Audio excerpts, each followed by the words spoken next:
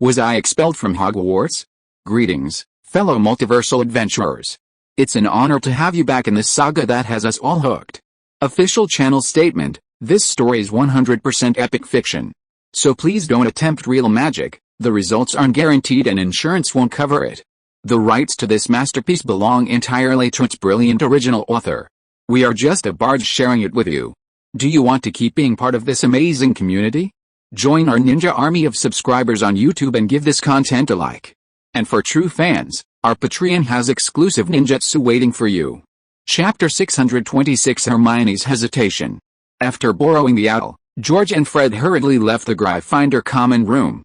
Ron didn't even notice them leaving. He was still lost in his fantasy of the long, straight, aloof yet gentle older sister, too excited to pull himself away. Harry frowned slightly and said softly, "Ron, do you really believe them?"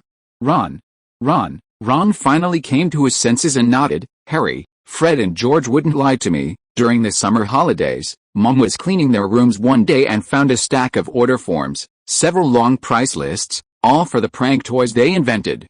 Mom was furious after reading them, not only burning the order forms but also warning them not to make these kinds of things again, or she'd bring them home. If I write to Mom now, George and Fred are finished," Ron said confidently. "I have dirt on them. They wouldn't dare lie to me, but they weren't making or selling prank products, they were just promoting." "Harry, prank products and promoting are both the same kind of frivolous behavior in my mother's eyes," Ron explained. "If their grades were good, it might be okay, but George and Fred's owl's grades last year weren't ideal, so neither making prank toys nor selling merchandise is allowed. If Mom finds out, they're both doomed." Ron got more and more excited, rubbing his hands together. "This time I've got George and Fred hooked up to something. They'll have to listen to me from now on." Harry raised an eyebrow suspiciously. He didn't think the twins were the type to be threatened. For some reason, he felt uneasy, sensing that Ron might be in big trouble this time. After he voiced his concerns, Ron laughed and said nonchalantly, "Don't worry, Harry, I'm not stupid. I'll definitely ask someone else to be my dance partner first, and only consider George and Fred's suggestions if that doesn't work out. It's nice to have a backup plan though, it's reassuring. By the way, Harry, have you decided who to ask for your dance partner?" Harry hesitated for a long time before finally saying hesitantly, "I'm planning to ask Cho Chang from Ravenclaw." Cho Chang, Ron thought for a moment, then said, "Oh, the Seeker from Ravenclaw." "Yes," Harry nodded with a worried look, "but I'm worried she'll reject me. She's so beautiful, a very good Quidditch player, and very popular." "No way, Harry, you're a champion, you got the golden egg in Dragonglass, and the same score as Crumb," Ron encouraged him. "I dare say you're just as popular as Ralph. If you ask, Cho Chang will definitely say yes immediately." "I hope so, but Cho Chang always hangs out in groups with her classmates, and I can't bring myself to say anything when there are too many people around," Harry sighed. "We're going to Hogsmeade in a few days," Ron thought for a moment and suggested. "There will be fewer people then, you can invite her there, and you can go on a date together." "Great idea," Harry nodded excitedly. Inside the library, Ralph was writing furiously on his potions homework when he occasionally looked up and saw Hermione not reading, but staring at him blankly. Ralph thought the girl was still thinking about the howling letter, so he stopped writing and said innocently, "Hermione, that howling letter, I really didn't write it." "A letter?" Hermione came to her senses. "Oh, you mean the howling letter? Of course I know you didn't write it. If you wanted to play a trick on Professor Snape, you would have sent it during someone else's potions class, not to yourself." "Then what were you looking at just now?" Ralph asked curiously. Hermione took a deep breath, about to speak, but seeing Sherry also look up, she blushed for the first time and swallowed her words. "Lying, I was thinking, who sent the howling letter? It's simple, we can find out by elimination." Ralph chuckled.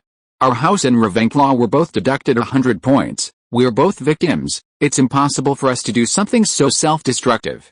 Slytherin students wouldn't humiliate their own headmaster like that, so there's only one truth." Ralph and Sherry exchanged glances at Hermione, who paused, then asked in astonishment, "Our students did it, who else?" Ralph shrugged.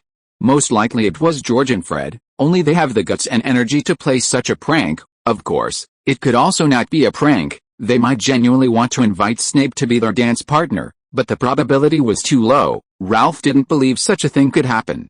Just then, A group of female students walked over, sat down at the next table, and looked over expectantly. Hearing the commotion, Ralph looked up and saw a cacophony of whispers, dazed stares, excited expressions, and even screams. Shara glanced at the girls, smiled calmly, then picked up a quill and began scribbling on the parchment. Hermione pouted, inexplicably annoyed. "They're so noisy." "Ralph, they're probably here for you again." "I can't do anything about it," Ralph shrugged. "I can't exactly ban them from the library. Watch this." Sherry raised her wand, aimed it at the parchment with the writing on it, and it transformed into a paper crane, flying away into the distance. Hermione gazed at the origami crane, then suddenly remembered something and warned, "Ralph, be careful. Yesterday in the restroom, I overheard a group of girls chatting about how to get you to drink the love potion. They hope you'll take them to the Christmas ball, and it seems they've all bought love potions." "Oh, I know about that. George and Fred warned me," Ralph said, taking a potion from his pocket. "Here's the antidote. You both carry it with you, and be careful. Don't accept food or water from strangers, and once it's out of your sight, you can't drink it." Sherry and Hermione both nodded. Just then, the origami crane flew back, followed by Mrs. Pants, who looked like a vulture. She brandished a feather duster, angrily chasing the noisy girls away. "Well done. This is the first time I've liked Mrs. Pants so much," Hermione grinned. Sherry winked at Ralph, and the three chatted for a while before continuing their homework. Hermione absent-mindedly flipped through the spellbook, then couldn't help glancing at Ralph. She desperately wanted to invite him to be her dance partner. But for some reason, she just couldn't bring herself to say it. "P.S. A tribute to my book, Cyber Assassin, but I want to be a good person.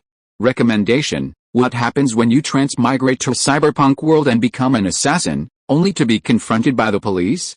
Chapter 627 Luofu, if you cause trouble in the future, don't mention your master. A week before Christmas, students had their last chance to visit Hogsmeade this term. Besides the Hogwarts students in their third year and above, wizards from Boxburtons and Durmstrang were also out in force. Their enthusiasm stemmed from their trip to Hogsmeade to purchase necessities like dresses and headdresses for the upcoming Christmas ball. So, even the biting wind and falling snow couldn't dampen the young wizards' enthusiasm, resulting in a long queue forming early in front of the castle. Seeing the large number of students and the increasingly heavy snowfall, Filch decided to split the queue into two lines to speed things up. The chosen students would undoubtedly have significantly less queuing time and less exposure to the cold. This was where popularity came in, as Filch had the final say on who started. Thus, Ralph, who was in the middle of the queue, was chosen by Filch, and the students after him began a new line. As Ralph moved to the front, Harry and Ron, who had been standing in front of him, looked on with disbelief.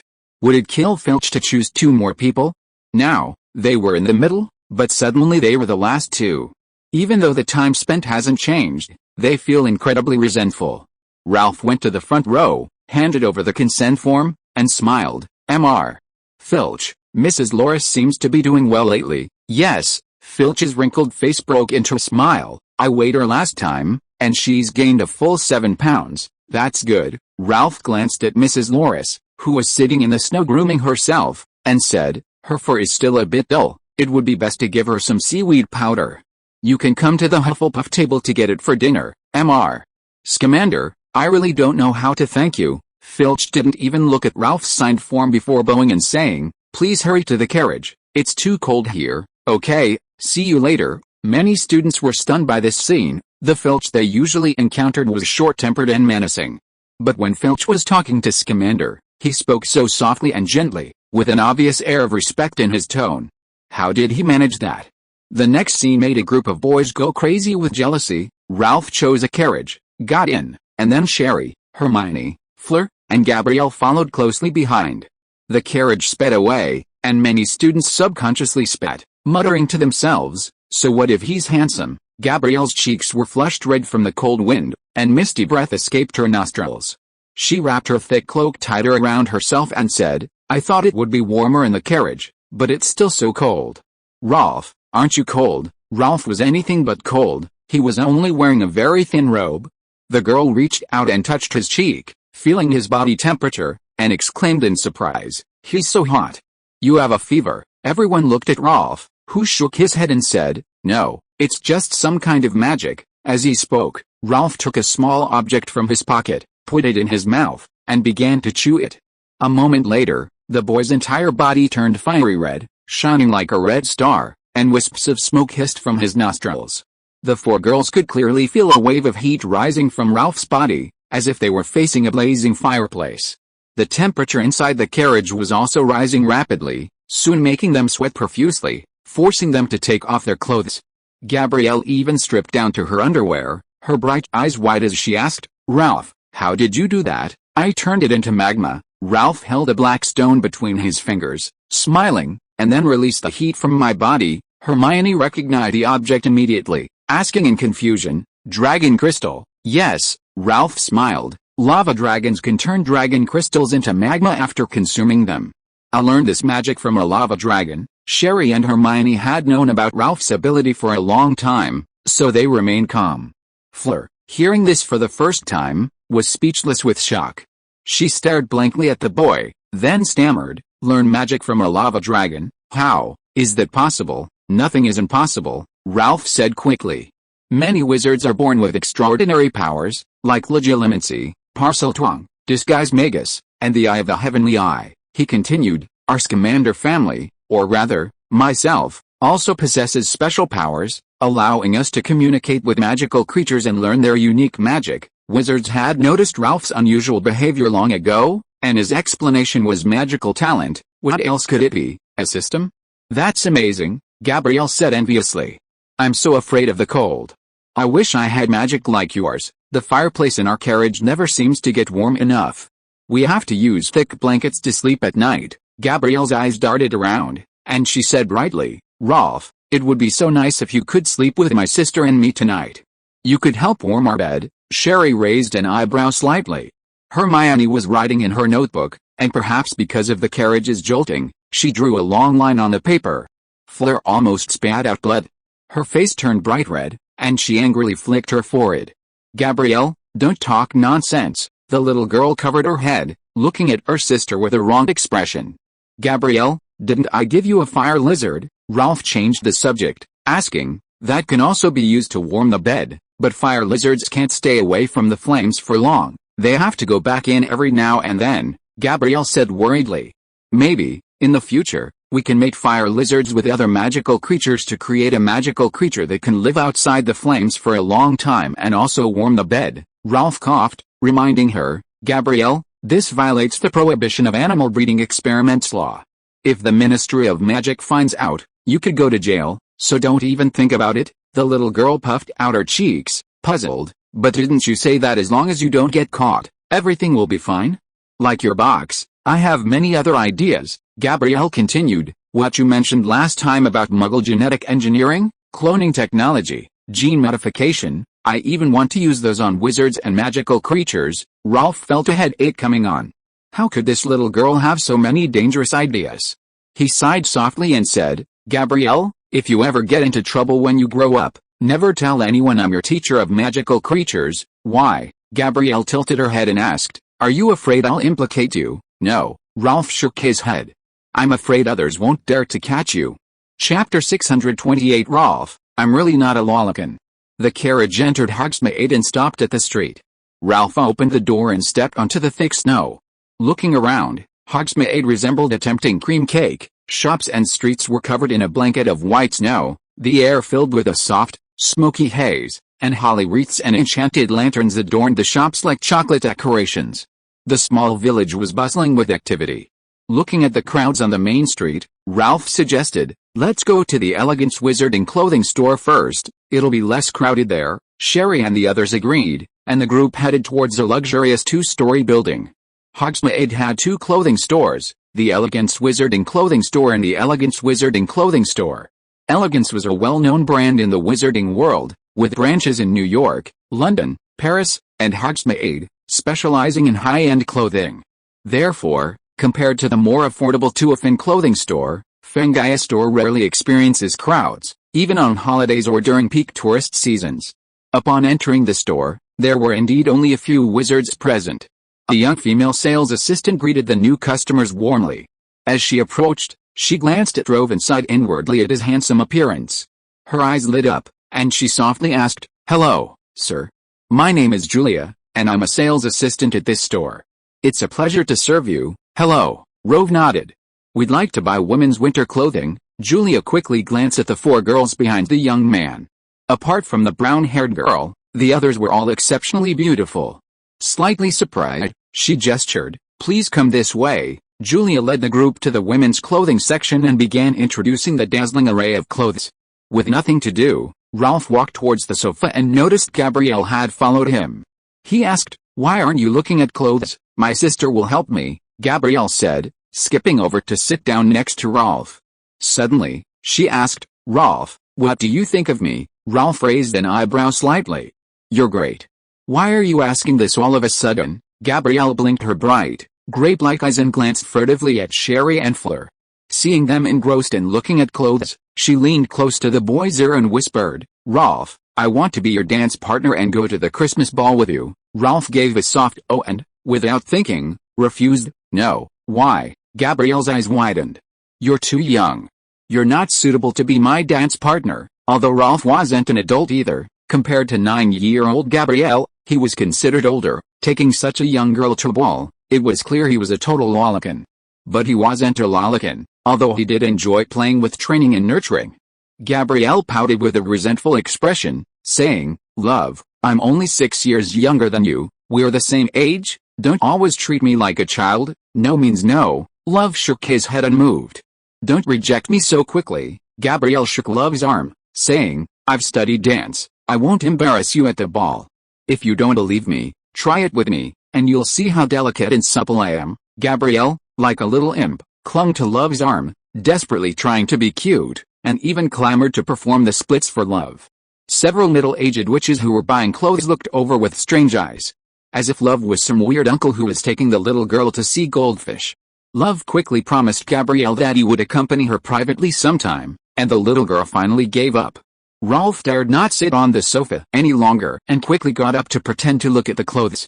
He had to admit that the clothes from the Fengaya brand were indeed excellent. The fabric, workmanship, and style were all top-notch. As the boy passed a sky-blue cloak, he stopped. A saleswoman approached and introduced it. "Sir, this cloak is called the Duck Cloak, designed by the famous tailor, Mrs. Barr." Ralph touched the fabric and asked, "Bird down?" "That's right, you have excellent taste," the saleswoman exclaimed. "It's indeed made from bird down, specifically the blue-purple down from the bird's head." Gabrielle was astonished. "The blue-purple down from a bird's head is only a small tuft?" she exclaimed in surprise. "How many birds must have been plucked to make such a cloak?" "Exactly 300, the witch said proudly. "This cloak can block many spells, and even at -30 degrees Celsius, you won't feel cold. Only our elegant brand can make this kind of cloak. It's quite good," Ralph said with satisfaction. The witch looked at Gabrielle and reminded her, "But the cloak might be a little too big for this young lady." "It wasn't bought for her," Ralph said with a smile, beckoning to the girl with the ponytail. Gabrielle, Sherry, seeing Ralph call her, put down her handkerchief and hurried over, asking, "What is it?" "Try this duck-down coat," Ralph said. Sherry nodded, took off her worn-out cloak, and put on the new one. Ralph helped her adjust the collar, took a step back, and looked at the girl in the blue robe with admiration, saying, "So beautiful." The waitress also looked on with admiration. She had actually been immediately struck by Sherry's beauty the moment she saw her. Now, with the girl in the magnificent cloak, even though she was only wearing a simple school uniform underneath, her aura instantly surged, like a graceful orchid blooming in a barren rice paddy. Her attire attracted the attention of many customers and staff in the store, who glanced at her and scrutinized her closely. Gabrielle, who was carrying Rove's suitcase, puffed out her cheeks and secretly rolled her eyes, but she had to admit that Sherry was really beautiful. Damn it. Yes, it must be because of her ponytail. She had to wear one when she got back. Sherry also touched the cloak with some affection and asked, "How much is this dress, miss?" "Only 1,200 gallons, the witch said. Sherry was a little shocked. This was too expensive. "You know, an ordinary wizard's monthly salary is only a few dozen gallons. It would take 2 years' salary to afford such a cloak." The witch simply smiled at Rove. As a saleswoman in a high-end clothing store, her eye for detail was undoubtedly sharp. With just a glance, she could recognize the brands and price of a customer's clothes. The red-haired girl's slightly worn cloak was a piece made by Madame Malkin's shop, and the price was quite ordinary. But the boy was different. His robe was a limited edition from the New York beauty robe shop, costing over 1,000 gallons. Of course, she was mostly envious of Shirley. Not only was she beautiful, but she also had such a wealthy boyfriend. Sure enough, the next second, Rove calmly said, "That's it. Wrap it up," seeing Shirley turn to look at him. Rove reached out and touched her ponytail, saying softly, "A Christmas present." Chapter 629 Harry, the Poacher. After buying their clothes, the group left the clothing store with bags full of purchases and headed towards Honeyduke. Compared to the quiet and elegant store, this place was bustling with customers. The queue stretched almost to the side of the street, and there were even students offering QQ services, essentially acting as hard-working scalpers. Standing in the crowd, Gabrielle grinned happily and said, "Last time I came to Honeyduke, Mrs. Froome said they were going to release a new kind of candy that makes you spit out snowflakes like bubbles after you eat it. I hope I can buy some today." Seeing the little girl's comical appearance with her missing teeth, Ralph teased, "Candy, my foot. Look how many cavities you have now." Gabrielle quickly covered her mouth. "That's right," Fleur said with a stern elder's expression, gently pressing Gabrielle's head and instructing, "You're not allowed to buy candy today, but my teeth have grown in." Gabrielle tilted her head, grinned, and pointed to her slightly protruding new teeth. "Who was complaining of a toothache yesterday?" Fleur asked. "Just one last time, sister." Gabrielle grabbed Fleur's hand and waved it vigorously, saying sweetly, "Just one last time, I won't eat it again." "You always say last time," Fleur glared at her. Gabrielle looked at Rove for help. Seeing her pitiful look, the boy was about to say a few kind words, but seeing Fleur glaring at him, he immediately changed his tune, adding insult to injury. "Gabrielle, why are you looking at me like that? Want me to bring you snacks? Sigh, your self-control is really bad. Why don't you give me your allowance, and I'll keep it for you?" Gabrielle puffed out her cheeks and glared fiercely at Rove. She decided she didn't like Rove anymore. Well, she'd like him again tomorrow. Rove said he wouldn't buy any for Gabrielle, but when it was his turn in line, he secretly brought her some snacks. He also bought a lot of unusual snacks, cockroach skewers, fudge flies, and chocolate skulls, to send to Margaret so she could try them too. It was all part of a sibling-like bond. As they left Honeyduke's, Shirley glanced at the time and reminded him, "Rolf, it's almost 11:30. Rolf nodded. They were going to Professor McGonagall's house for lunch. "Shirley, you guys go buy some gifts for Professor McGonagall later. I'm going to the Hog's Head," Rolf said. "Okay," Shirley said softly. "We'll meet here later." "Rolf, what are you going to the Hog's Head for?" Hermione asked curiously. "The pure malt liquor I bought last time is almost all drunk by the spirit horses," Rolf sighed slightly. "I need to go to Aberforth to replenish the stock. Mrs. Maxim's spirit horses are also a magical species. They never drink water, only wine, and it has to be pure malt wine. Nothing else will do." Rolf suspected that these divine horses might one day develop cirrhosis of the liver. After parting ways with Shirley and the others, Rolf quickly arrived at the Pig's Head bar. Although it was almost Christmas, there were no decorations at all, and the bar remained dirty and dilapidated, exuding a strong smell of mutton. Aberforth sat alone by the door, stroking a little goat. Seeing Ralph, he asked, "Why are you alone? Did those two girls have a falling out with you? Did they come to Hogsmeade with you?" "They went to Professor McGonagall's house," Ralph explained. "I'm here to buy ale." Aberforth. Hearing that Sherry and Hermione had gone to McGonagall but hadn't come to visit him, and that Ralph hadn't even stayed, Aberforth grumbled angrily, then said gruffly, "The price of ale has gone up, 20 gallons per barrel." Ralph scoffed, "Isn't that a bit outrageous? Take it or leave it." Aberforth scratched his metallic gray beard. "You need that much ale, only I can supply you with that much in all of Hogsmeade." Ralph was about to haggle when Aberforth huffed, "I thought your grandfather was stupid enough, but I didn't expect you to be even stupider than him. You're raising the sacred horses for Hogwarts, so you definitely can't pay for the wine. I'll give you a receipt for double the price later. You can ask Minerva for reimbursement, and you'll even make 100 galleons profit." As the headmaster's own brother, is it really okay for Aberforth to fleece Hogwarts like this? "Come on, I'll take you to the wine cellar to get the wine." Aberforth stood up and led the way. He suddenly asked, "I heard from Albus that you're going to Godric's Hollow during the Christmas holidays." "Yes, that's right," Ralph nodded. Because of Trelawney's prophecy, Ralph planned to go and see Lily's grave to make sure it hadn't been dug up by Voldemort. Then could you take something to Grandma Bathilda Bagshot for me? Bathilda Bagshot, that famous historian of magic, that's right. Ralph paused for a moment, then grinned. Okay, but I'll need a delivery fee, 100 galleons.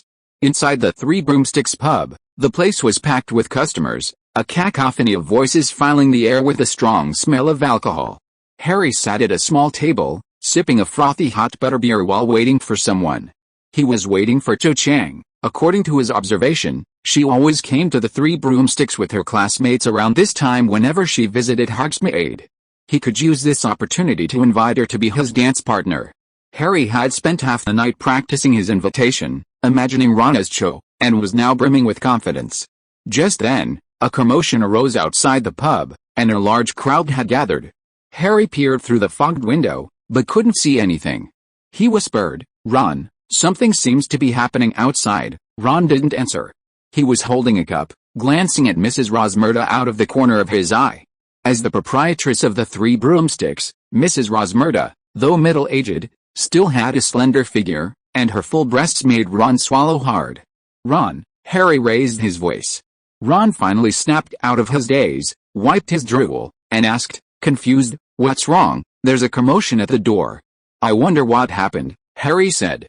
Suddenly, a breeze ruffled his hair, the door of the Three Broomsticks opened, and Cho walked in. Harry excitedly stood up, then sat back down, because beside her was Cedric Diggory. Justin, who was drinking, whistled and called out, "Cedric, did you get the invitation?" Cedric nodded shyly. "Yeah, Cho has agreed to be my dance partner." Hearing this, Harry's head began to spin, as if he were floating. He plopped down on a stool, trembling as he raised his glass to his lips, taking a small sip. The wine was cloyingly sweet, almost choking him. "Ron, it's over." Cho Chang got invited by Diggory. Ron looked at Harry, thought for a moment, and softly comforted him. "That's a good thing, a good thing." Harry glared at Ron. "Yeah." Ron carefully chose his words, cautiously saying, "Think about it, before you wanted to invite Cho, you had many competitors, now you only have Diggory as a competitor.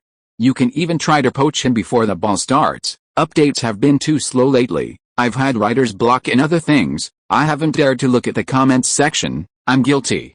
I'm trying to recover." Chapter 630 Hesitation leads to defeat. The news that Cho had become Cedric's dance partner quickly spread among the students.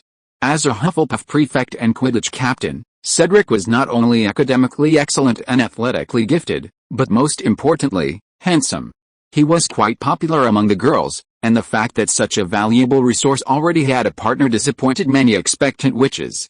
As Cedric's newfound status seemed to spur other students into matching, and with a constant stream of news, the dance partner competition officially reached its climax. In the evening, Ralph returned to the Great Hall of Hogwarts from Hogsmeade. He had barely sat down at the Hufflepuff table when he sensed the unusual atmosphere. The once spacious Hufflepuff table had inexplicably become crowded. Ralph looked around and quickly noticed the problem. Many girls from other houses had inexplicably appeared at the Hufflepuff table, all staring at him with shining eyes, their gazes filled with longing. He was familiar with this look. That's how the Nifflers saw gold.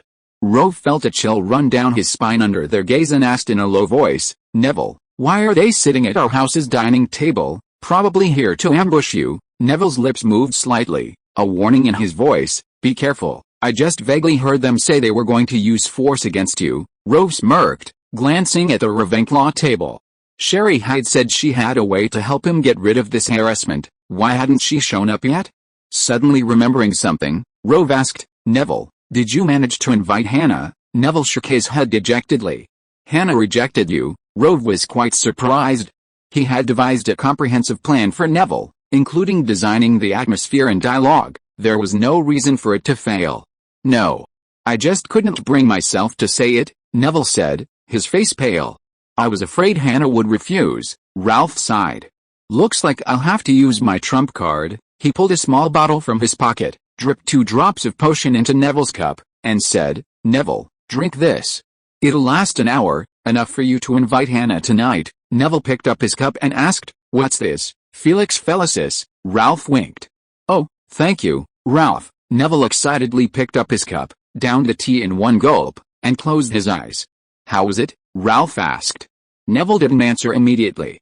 Then, he felt an incredibly invigorating power flow through his body.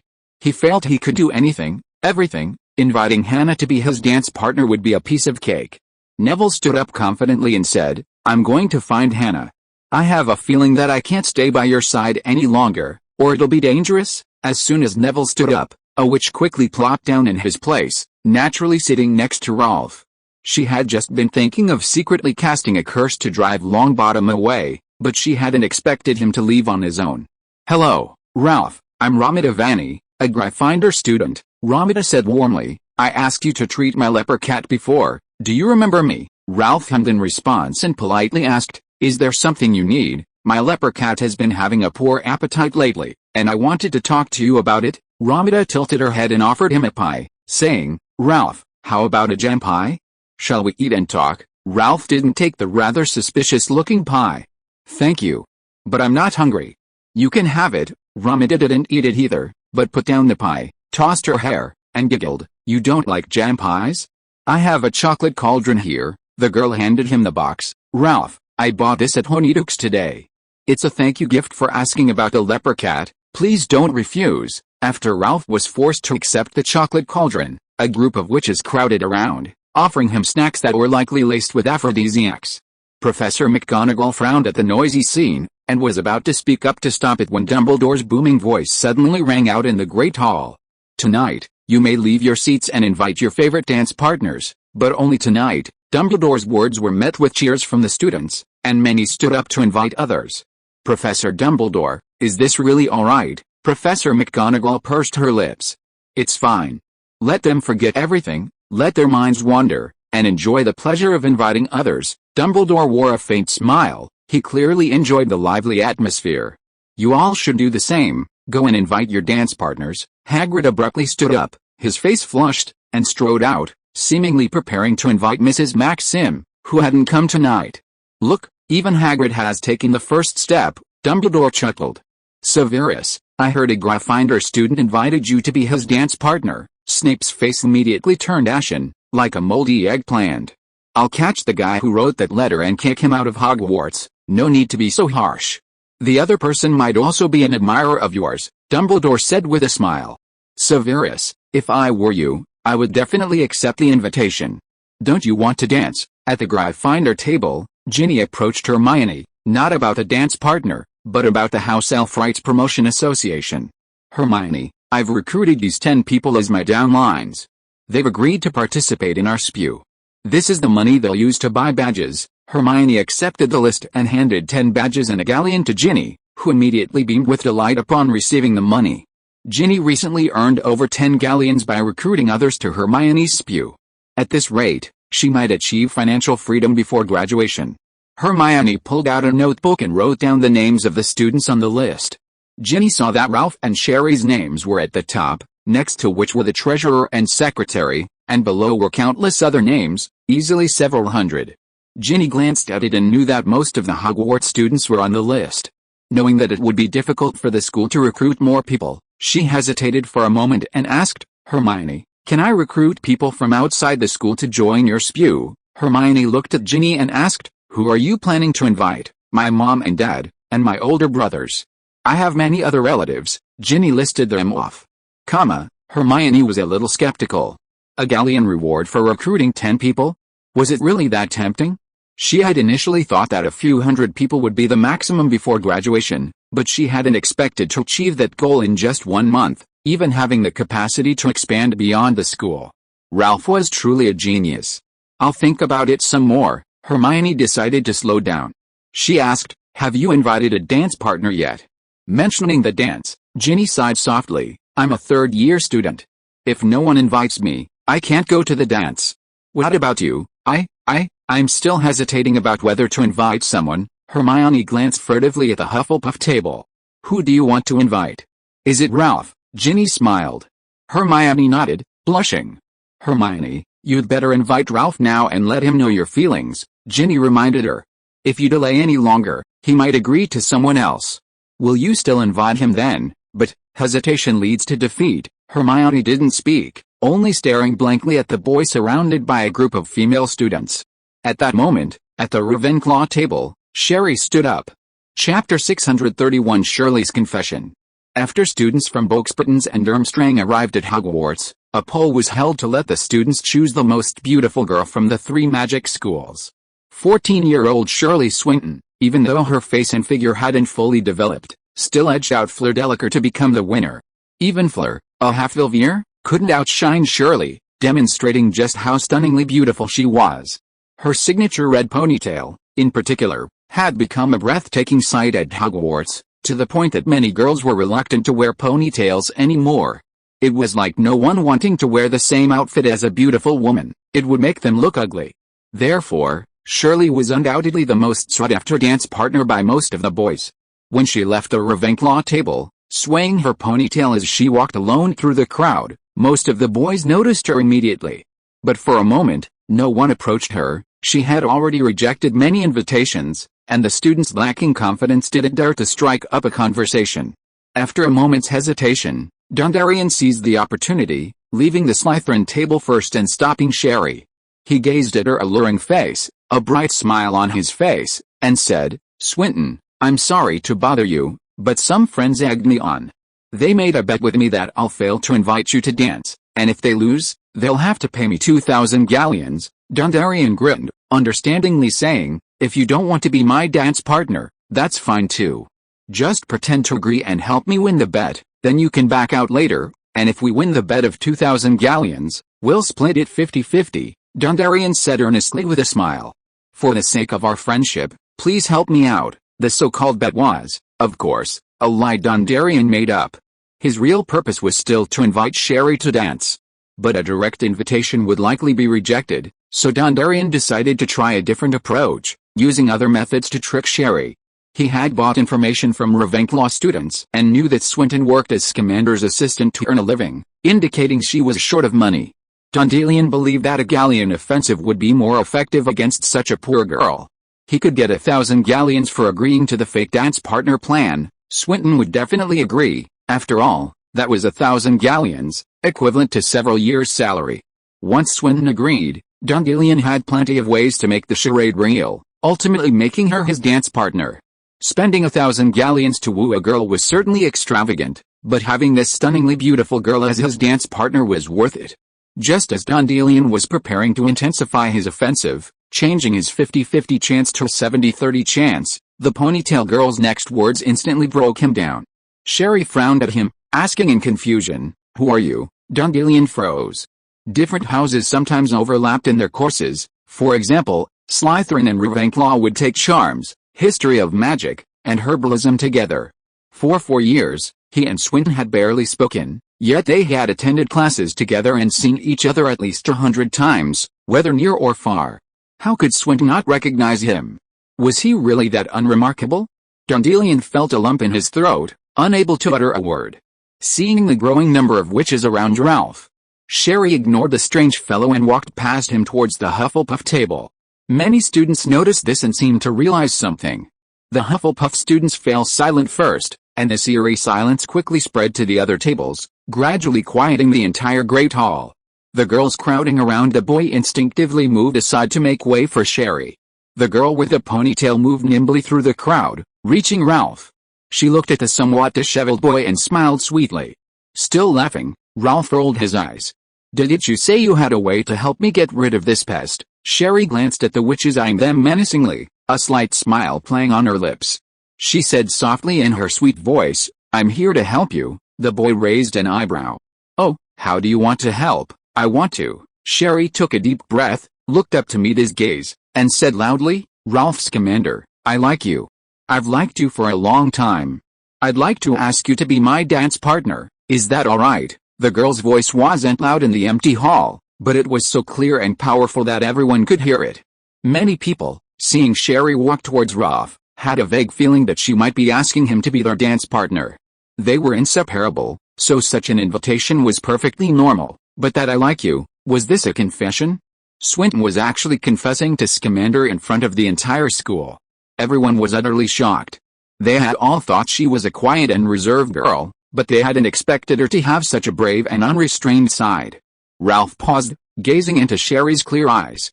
After a moment, he suddenly smiled and said, "Miss Shirley Swinton, I'd be delighted to accept your invitation." What happened next left everyone speechless.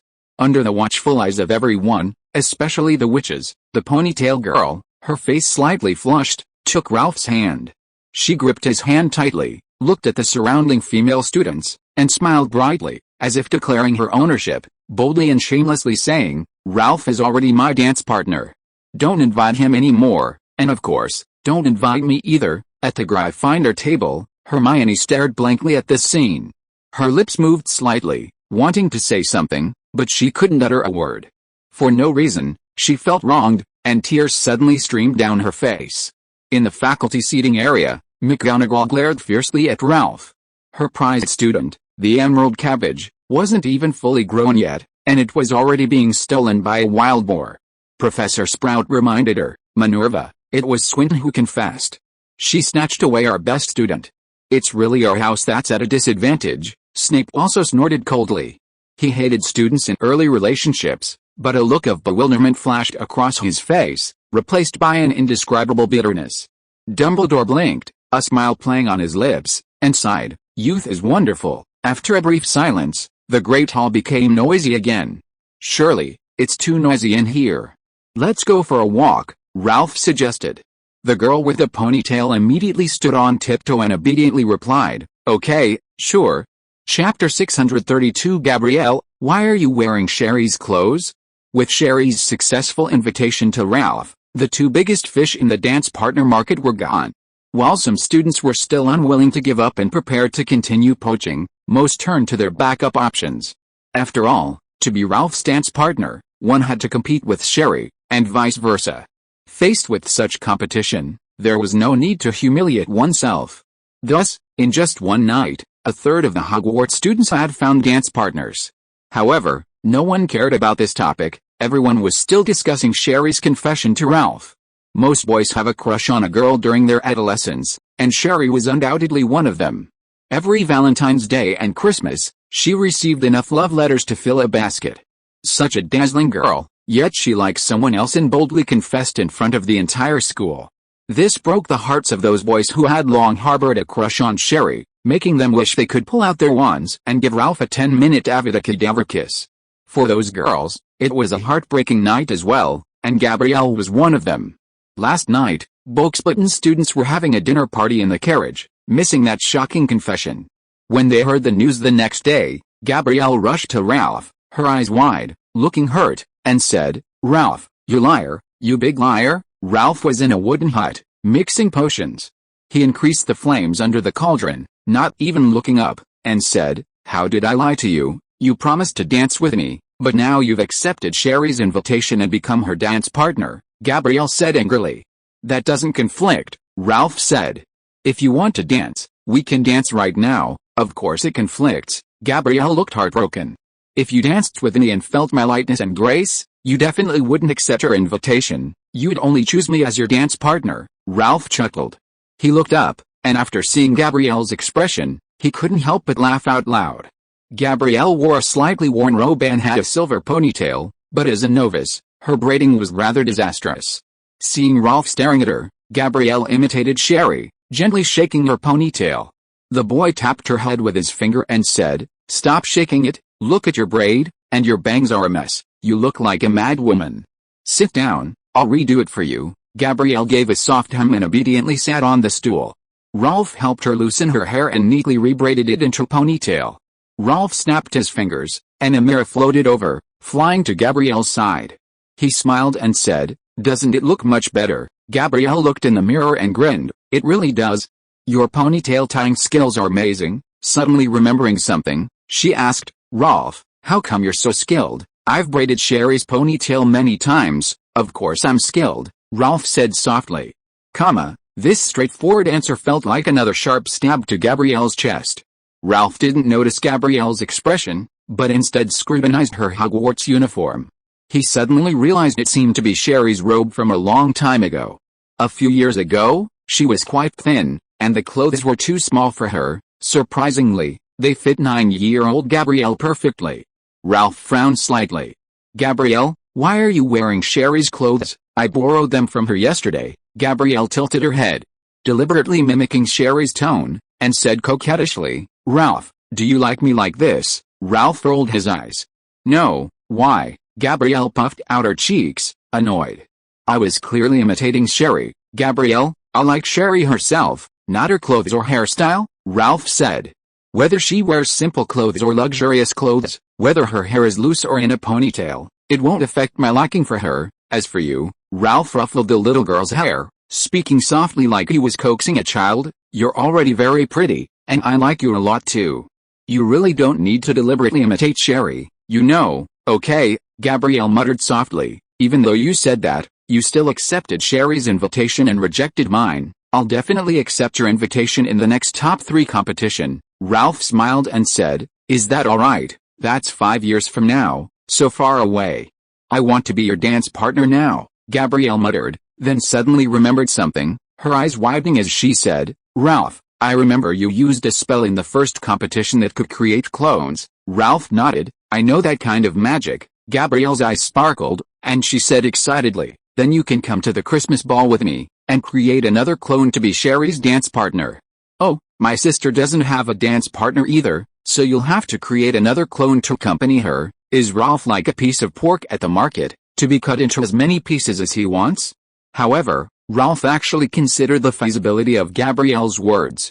If he really created several clones and attended the ball with different girls at the same time. With his current fame, tomorrow's Daily Prophet's headline would probably be, shocking. Christmas ball, Scamander juggles multiple relationships, playing with several underage female students, top-tier scumbag. The thought of Rita possibly writing such an article made Ralph's scalp tingle, and he immediately rejected Gabrielle's suggestion. What am I supposed to do? Gabrielle pouted. I want to go to the ball too. Didn't you say your sister turned down some invitations and doesn't have a dance partner yet? Ralph thought for a moment and smiled. You could invite Fleur to be her dance partner. I told my sister, but she's like you. She thinks I'm too young and too short, Gabrielle said sullenly. That's easy. Ralph snapped his fingers again, and a small purple bottle flew from the shelf behind him. Gabrielle took the bottle from Ralph, examined it closely, and read the label. Growth potion. Yes, growth potion. After drinking it, it can make a creature appear older, Ralph explained. This bottle of potion will temporarily add 5 years to your age, and your body will grow taller. The effects last for 4 hours, enough for you to attend the ball. Gabrielle took the growth potion and immediately skipped excitedly outside. Ralph breathed a sigh of relief, finally getting rid of that troublesome little girl. But before he could even catch his breath, the sound of footsteps echoed at the door again. Chapter 633 Ralph, who was drugged. Hearing the rhythmic footsteps, Rove knew it was Margaret. He looked up, and sure enough, it was her. Margaret walked into the room with a regal air, wearing a well-tailored wool trench coat over black skinny jeans and high-top boots that accentuated her incredibly long legs. Rove couldn't help but admire Margaret. She was a natural clothes hanger and a master of styling, able to create stunning looks with just a few pieces. Sherry, though prettier, was far inferior to Margaret in terms of fashion sense. Margaret, what brings you here? I missed you, sister. Margaret sat down next to the boy, picked up his cup, took a sip of tea, put it back, and winked at him. Little Rov, it's been so long, have you missed me? Rov glanced at the cup with a clear lipstick mark and said, it hasn't been long, it's only been a week, only a week. Margaret raised her voice, complaining, I miss you so much that my chest hurts when I don't see you for a day. Ouch, it hurts again, can you rub it for me? Rov rolled his eyes and said, when I was little, you once said your chest hurt and asked me to rub it for you. When I rubbed it, you secretly took pictures and threatened to tell Grandma, extorting all the pocket money I had saved for 2 months. I did that? Margaret asked in surprise. Yes, Ralph gritted his teeth. Not only did you do it, but the worst thing you did was extort money and then give the photo to Grandma, causing me to get a good beating. You've forgotten, but I haven't. Would I have done something so inhuman? Margaret laughed so hard she almost fell over. I remember now, that photo is still in my album. I showed it to Sherry and Hermione in the summer. Ralph sighed. Go ahead and ruin my reputation, alright, don't be angry. Margaret put her arm around Ralph's shoulder and said in a coquettish voice, you did get a beating back then, but you did rub it. As compensation, rub it again. and I definitely won't take any more photos this time." Ralph remained unmoved and asked, "Weren't you investigating Rita Skeeter? What are you doing at Hogwarts?" Ever since she learned from Ralph that Rita was an illegal animagus, Margaret had been very interested in this famous reporter and had been secretly investigating her. "Rita Skeeter came to Hogwarts," Margaret explained. "So I followed her." "Oh, she must be here for the Christmas ball," Ralph said, suddenly realizing. "You've been investigating for so long, what have you found?" "Quite a lot," Margaret said, leaning back lazily in her chair. "I found the locations of her 3 safe houses, broke the magic, and sneaked into one of them, discovering many interesting things." "What things?" "A manuscript Rita had half finished, some drafts, and some unpublished articles." Margaret smiled mysteriously, pulling several photos from her bag and handing them to the boy.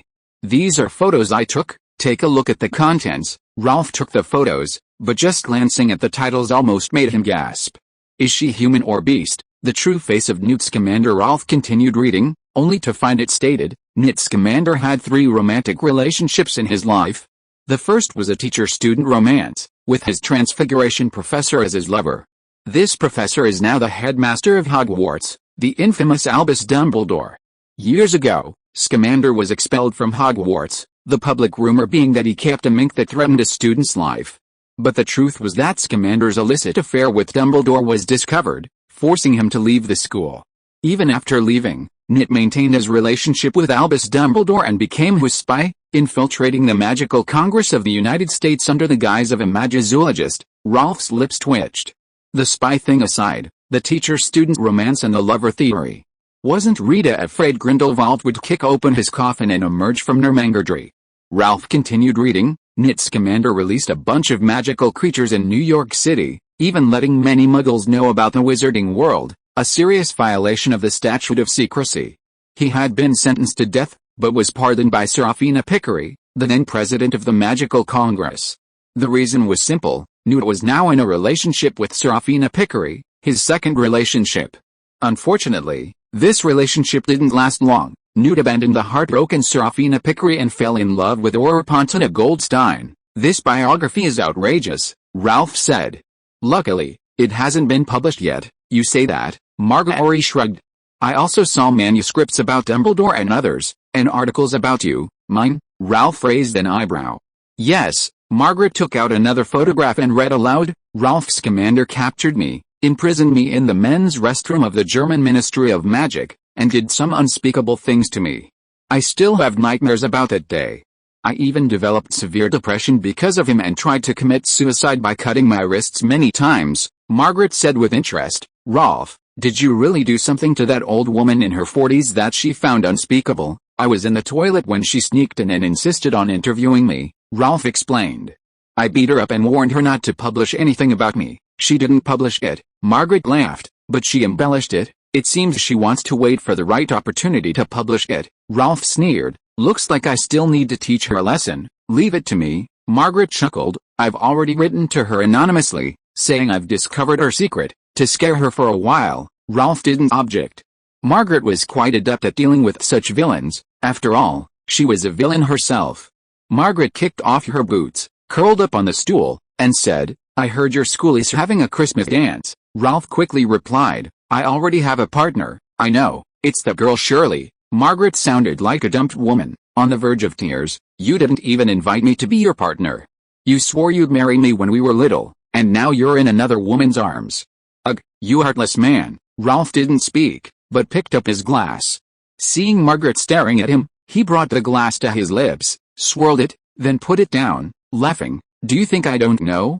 You put a potion on my lips, and you drugged me when I drank it. I won't fall for it. You're so clever." "I did put a potion on you." Margaret laughed heartily, then snatched the glass and took a big gulp. But Margaret seemed completely unaffected. She stood up, stretched, and said, "You've upset me. I'm going to find a dance partner and dress up for the Christmas ball. I'll seduce you. You'll regret this." Margaret strode out of the room. Ralph didn't follow, but looked at the cup with suspicion. Had Margaret really not drugged him, and he was just overthinking things? He brought the cup to his lips, took a small sip, and suddenly felt a tingling sensation on his tongue, which quickly spread to his limbs. Margaret's foxy face appeared at the window, and she smiled smugly, saying, I told you I drugged you. You still drank it? So stupid. With your level of awareness, what if some bad woman drugged you one day? Did you drug it the second time you drank it? Ralph asked, speechless. That's right, Margaret said sweetly. You want to fight me? Are you my match? Ralph was increasingly speechless. He had really thought he was being clever. He felt his whole body heating up and asked, what kind of potion did you use? A mysterious potion from the Far East, yin-yang harmony powder, thanks to the generous donation from Dreaming Butterfly. If you are listening to this novel on a channel other than Fanfic World, it means it was downloaded and re-uploaded without effort. We warmly invite you to visit our channel, Fanfic World. There you will find the original version of this story and many other novels of various genres. We look forward to seeing you dive into a world of incredible novels. Chapter 634 Hermione's Dance Partner. In the Chamber of Secrets in Ravenclaw, Hermione rested her chin on her hands, staring blankly ahead. Crookshanks, crouching beside her, sensed his mistress's bad mood and curled up like a compressed persimmon, trying to amuse her. Hermione reached out a finger and gently stroked Crookshanks' fluffy head, chuckling self-deprecatingly, we're really in the same boat, neither of us is good looking. You can't find anyone at the pet shop, and I can't find a dance partner either. I disagree, Hermione retorted, I think you're very pretty. Of course, your raccoon is ugly. A teasing voice suddenly reached her ears, and Hermione looked up abruptly, exclaiming with delight, Marjorie? When did you arrive at Hogwarts? An hour ago. Marjorie entered the room, looking up curiously at the Ravenclaw Chamber of Secrets, and asked, why are you hiding here all by yourself? I've been looking everywhere for you. Hermione stood up, trotted to a corner, and brought Marjorie a chair. She explained softly, the Gryffindor common room and the library are too noisy. I've been coming here to study when I don't have a classes lately. Marjorie sat down, puzzled. The library is noisy too. Hermione nodded. After Krum came to Hogwarts, he often went to the library, and every time he came, a group of girls followed him. They were really noisy. Krum. Margaret narrowed her eyes. I remember reading in the newspaper that on the night of the Quidditch final, Ralph saved a Bulgarian seeker. Was that him? That's right, Hermione nodded. Krum is also a student at Durmstrang. He's still a student. Margaret clicked her tongue. Looking at him, he looks almost 40. Is it because he's been playing in tournaments all year that he's been held back at Durmstrang? No, my roommate said Krum is only 18, but he looks a little older, Hermione said. But he really isn't good looking. Those girls like him only because he's famous. Marjorie laughed. That sounds like you're talking about Ralph. He's so popular with girls just because he's famous. No way, Hermione couldn't help but retort. Ralph is very handsome, prettier than most girls. He's good at his studies, strong in magic. Seeing Marjorie staring at her with a half smile, Hermione blushed slightly and fell silent. Marjorie's lips curled into a charming smile. She reached for a notebook on the table, opened it, and saw a line of small print, SPEW member list. The first line was Hermione's name, followed by president. The second line was Ralph and Sherry, labeled treasurer and secretary respectively. Below that was a long list of ordinary members' names. Marjorie flicked her finger, and a galleon landed on the table. Hermione, I'm joining your SPEW too. This is the membership fee, Marjorie. You don't need to pay, Hermione quickly said. Of course I'll give it to you, it's also a way of supporting your little group. Marjorie picked up Hermione's quill and added her own name after Sherry's. She said softly, but I want to participate, not just as an ordinary member. You have to give me a position. What kind of position do you want? In the magic school in Japan, the Magic Institute, there's a department called a disciplinary committee, which is specifically responsible for managing the school's conduct and discipline. Marjorie smiled and said, you want me to be the head of the disciplinary committee of SPEW, specifically managing the members? Hermione hesitated. Our organization is very loose, there's no discipline or punishment. It's okay, I can manage and punish Ralph. Marjorie grinned, I'll think of the punishment myself. Marjorie stretched out her legs, leaned back in her chair, and said lazily, Hermione, why did you say no one wanted you? Haven't you found a dance partner yet? No. Is it that you don't have a dance partner you like? Marjorie smiled lightly. Or has the dance partner you wanted already been invited by someone else? Hermione fell silent, lowered her head, and looked somewhat disappointed. Marjorie looked at the distraught girl, patted her head, and said softly, actually, I'm in the same boat as you. My dance partner was stolen. But I just got my revenge on that heartless man." Hermione looked up, her eyes wide. "How did you get revenge?" "I gave him a terrible potion, knocked him out, and then Margaery stuck out her tongue and licked her sexy lips, saying, "The rest is a bit inappropriate for children, so I won't tell you the details. Do you want to try it too?" Margaery reached out and teased the chubby Crookshanks, asking, "I'll give you the potion, you can go and get revenge on the guy who didn't become your dance partner." "No," Hermione shook her head, "it's his freedom to choose whose dance partner he becomes, and he's not wrong." "Him?" Margaery asked mischievously. "Him? Who is he?" "Ralph." Hermione blushed, her head lowered, and she twisted the hem of her clothes, saying, "Margaery, please don't use legilimency to read my mind anymore." "I didn't." Margaery laughed. "It was your eyes that betrayed you." "All right, don't be sad. The heartless man I just got my revenge on was Ralph. Are you satisfied now?" "Ralph, is he all right?" Hermione asked anxiously. "He's perfectly fine," Margaery said softly. "But you look so down." "It's just that Ralph became Sherry's dance partner." "Is it really that heartbreaking?" "I'm disappointed in myself," Hermione said dejectedly. "I've been hesitant, afraid to ask him out." Margaery patted Hermione's tousled hair and gently comforted her. "That's why you need to try harder. Even though Ralph is Sherry's dance partner, you can still muster the courage to ask him to dance at the ball. What you need to do now is show your charm, not hide here afraid to face anyone." "Ralph doesn't like insecure girls." Hermione seemed thoughtful. "Aren't you still missing a dance partner?" Margaery said with a mischievous grin. "What do you think of me, you?" Hermione's eyes widened. "Yes." Margaery stood up and smiled. "Let's go to the ball together, dress up beautifully, attract everyone's attention, and make Ralph regret it so much." Margaery became increasingly excited at the thought. She reached out and gently lifted Hermione's chin, looking her over.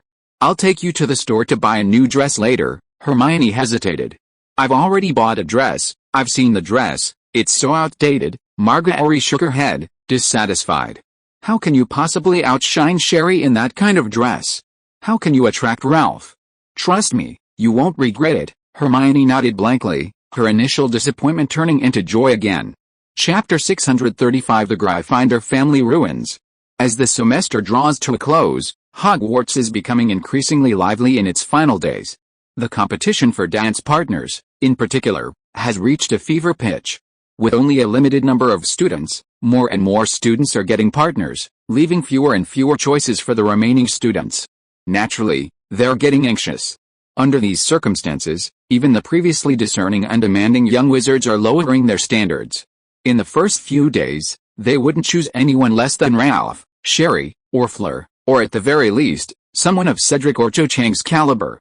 Later, someone even slightly good-looking would do, and then, anyone would be fine. Besides the fierce competition for dance partners, countless rumors circulated at Hogwarts. Some said Dumbledore had about 8,000 barrels of meat from the Three Broomsticks, planning to build a veritable wine and meat forest in the Great Hall. Others claimed the famous wizarding band, the Eccentric Sisters, would perform at Hogwarts. Still others whispered that the previous Triwizard Tournament champion would be attending the ball. If that person were still alive, they'd be at least 200 years old. Could they still dance?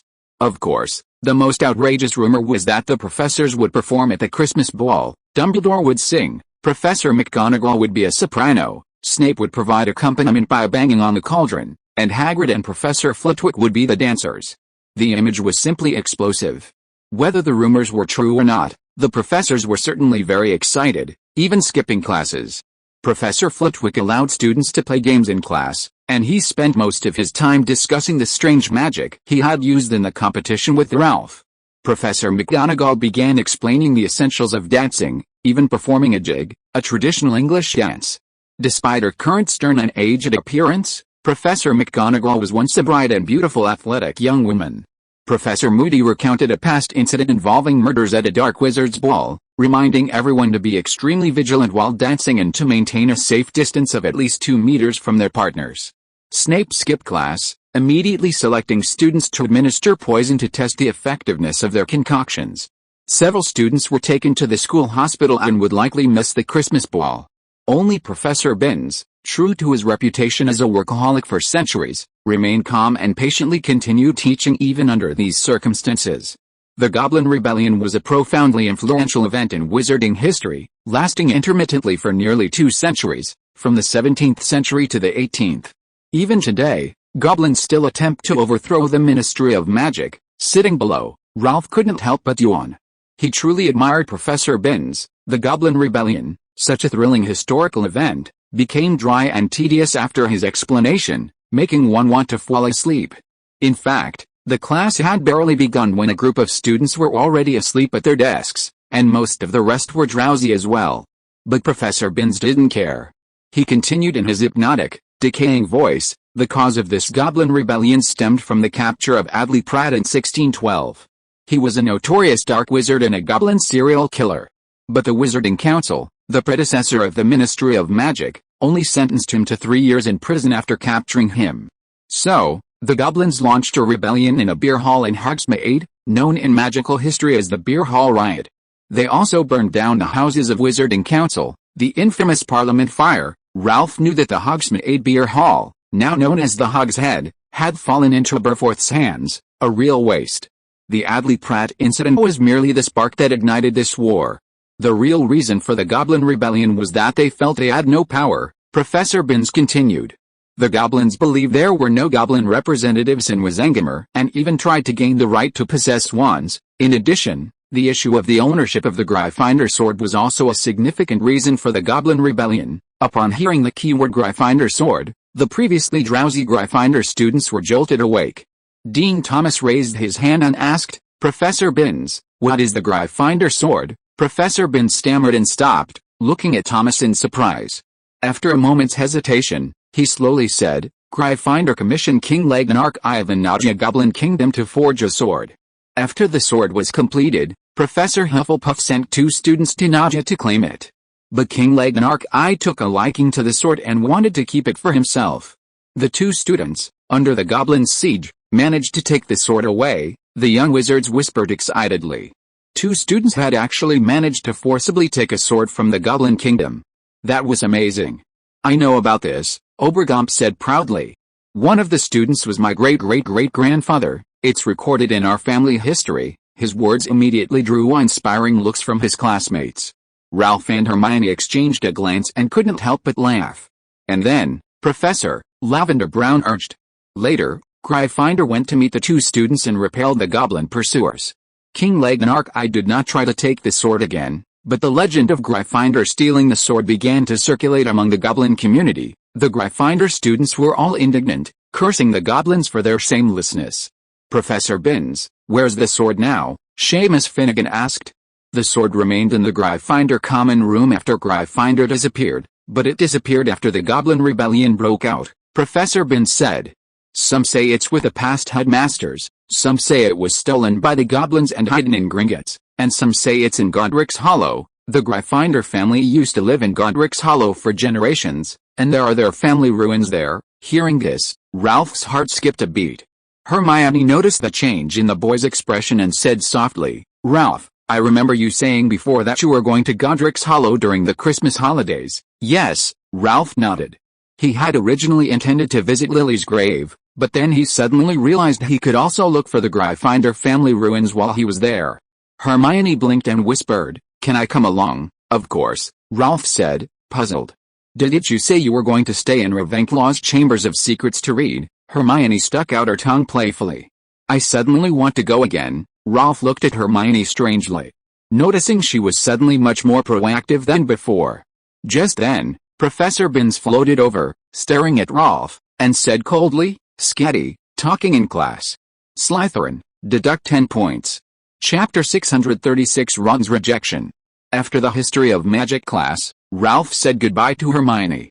Hermione returned to the Gryffindor common room, while Ralph took out the Hogwarts magic map. After examining it for a moment, he headed alone towards the Ravenclaw Tower. He had decided to visit the Gryffindor family ruins along the way, hoping to find something. However, 1,000 years ago, Ralph hadn't been to the Gryffindor house and didn't know its exact location, so he needed a reliable guide. He immediately thought of Helena. As Ravenclaw's daughter, Helena must have visited the Gryffindors before and knew the location. Come to think of it, the last time Ralph had proactively sought out Helena was a few months ago, asking her to help guide him to the entrance to the Chamber of Secrets in Ravenclaw. This time, he was looking for her again to find the Gryffindor ruins. This Helena when it needed, Lady Grey when not behavior suddenly made Ralph feel a strange sense of guilt. Was he really, as Marjorie said, a total jerk? No. Ralph had severe autism, how could he be a jerk? Ralph was pondering when he passed the Defense Against the Dark Arts classroom and happened to encounter a group of Boxburton students who had just finished class. Madame Maxim had brought her students to Hogwarts for the Triwizard Tournament. She couldn't have brought all the teachers. For these students, it meant attending classes with the Hogwarts students. Fleur, walking through the crowd, suddenly saw Ralph and waved to him. Ralph walked towards Fleur, and the group of Boxburton's girls stopped, staring longingly at the boy, their laughter ringing out. Fleur ignored the commotion, stepped out of the crowd, and asked, "Ralph, isn't Gabrielle in class with you?" "Gabrielle's in her trunk playing with the Nifflers." Ralph tapped his black trunk and chuckled. "She audited a history of magic class once, fell asleep after a few minutes, and hasn't wanted to listen to it since." Fleur laughed. "I've attended Professor Binge's classes, they were definitely hypnotic. I wonder if the ghost teachers are a bit off their minds because they've been dead for so long." "Bulberbatten has ghost professors too?" Ron asked in surprise. "Yes," Fleur nodded. "King Louis V of France taught us some court etiquette, but he always liked to talk about modifying the guillotine." Louis V's behavior was indeed baffling. Not far away, Ron and Harry squeezed into the crowd, anxiously waiting towards the stairwell. Ron, watching the bustling crowd, whispered, "Harry, this is the only way to Ravenclaw Tower. Cho Chang will definitely pass by here soon. Stop her and invite her." Harry nodded nervously, then hesitated. "Ron, Cho Chang has already agreed to Diggory's invitation. Is it really okay for me to invite her like this?" "Harry, Ron has a dance partner, and many girls are still inviting him, aren't they?" "But, Harry, believe me, Diggory is just a little bit better looking than you," Ron encouraged. "He's actually an idiot, he can't compare to you at all. Once you invite Cho Chang, she'll definitely drop Diggory and accept you." Harry pondered. Although he didn't want to speak ill of Diggory, he genuinely thought Diggory was just a good-for-nothing. The two stood waiting for Cho Chang by the roadside when Harry suddenly saw Ron, with Avila from Boxburton's beside him. The two were chatting and laughing. Harry was about to greet Ron when Ron, standing beside him, had already walked ahead. Ron noticed someone approaching and immediately turned to see Ron. Ron walked up to Fleur, his eyes fixed on her, his gaze infatuated. "Draco. I'm a champion like you, could you be my dance partner?" Fleur looked at Ron's lecherous expression with disgust. She didn't answer, but instead flicked her silver hair and continued chatting with Ron, treating him like a squeaking mouse in a corner. The surrounding Boxburton students burst into laughter. Harry didn't follow, the scene was too embarrassing. Hearing the laughter, Ron suddenly realized what he was doing. He opened his eyes wide as if waking up, his face flushed red, his breathing ragged, and then, he turned and ran. Harry, ignoring Cho Chang, hurried after the distraught Ron, running towards the Gryffindor common room. Ron ran for a long time, finally climbing a narrow stone staircase to the corridor of the secret entrance to the Gryffindor Tower, hidden behind an oil painting of a fat lady in a pink silk dress. "The password?" the fat lady asked. "Colorful," Ron said in a low voice. "No," the fat lady said, "it was changed yesterday." "I don't know," Ron shouted impatiently. "Open the door now." The fat lady ignored Ron. The light of the celestial mirror, Harry caught up, panting, and said to the fat lady, "Sorry, Ron's not in a good mood." "He's in a bad mood. Why is he taking it out on me?" "He's sick," the fat lady snorted, smoothing her newly tied gold and silver ribbon in her hair, and turned to let them in. Ginny and Hermione were chatting by the fireplace when Ron walked in, looking utterly bewildered. Ginny asked, "What's wrong, Ron?" Ron looked up at Ginny and Hermione beside her, a look of shock on his face. Harry explained, he just invited Fleur Delacour to the ball with him." "Rejected?" Ginny laughed. "No, not rejected." Seeing Ginny's surprised exclamation, Harry quickly added, "Draco completely ignored Ron." "Why did I do that?" Ron slumped onto the sofa, dazed. "I don't know how I could have done that. There were people there, crowded, I was out of my mind, everyone was watching. I saw her, she was standing there talking to Ron, and I just couldn't control myself. I went up to her and asked her." Ron groaned, covering his face with his hands.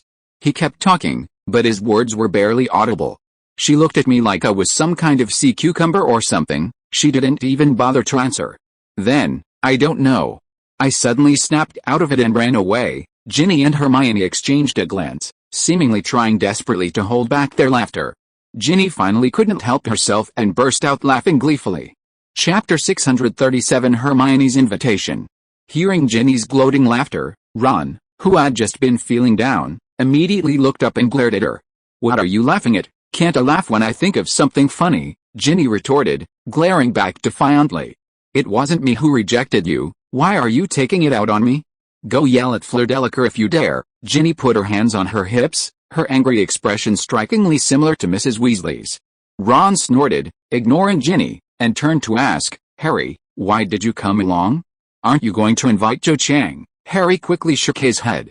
"I'm not inviting her." He had just witnessed a completely failed invitation from the sidelines.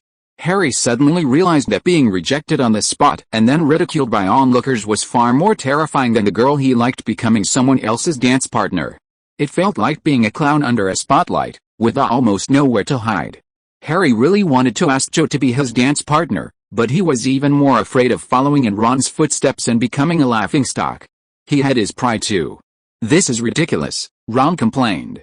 "Two heroes like us can't find dance partners." As he spoke, Ron suddenly looked at Hermione, who had been silent, and asked casually, "Hey, Ginny. Granger, are you two also without dance partners? How about this, Harry and Ginny together, and Granger? Hermione, you be my dance partner," Ron suggested. "The four of us can make do and get through the Christmas ball." While Ron said make do, he didn't really mean it. His only requirement for a dance partner was that she be beautiful, someone he could proudly show off. Who she was didn't matter. Hermione had a head of fluffy hair and prominent front teeth, though now they were straight. But even so, her appearance was still only average, even a little ugly.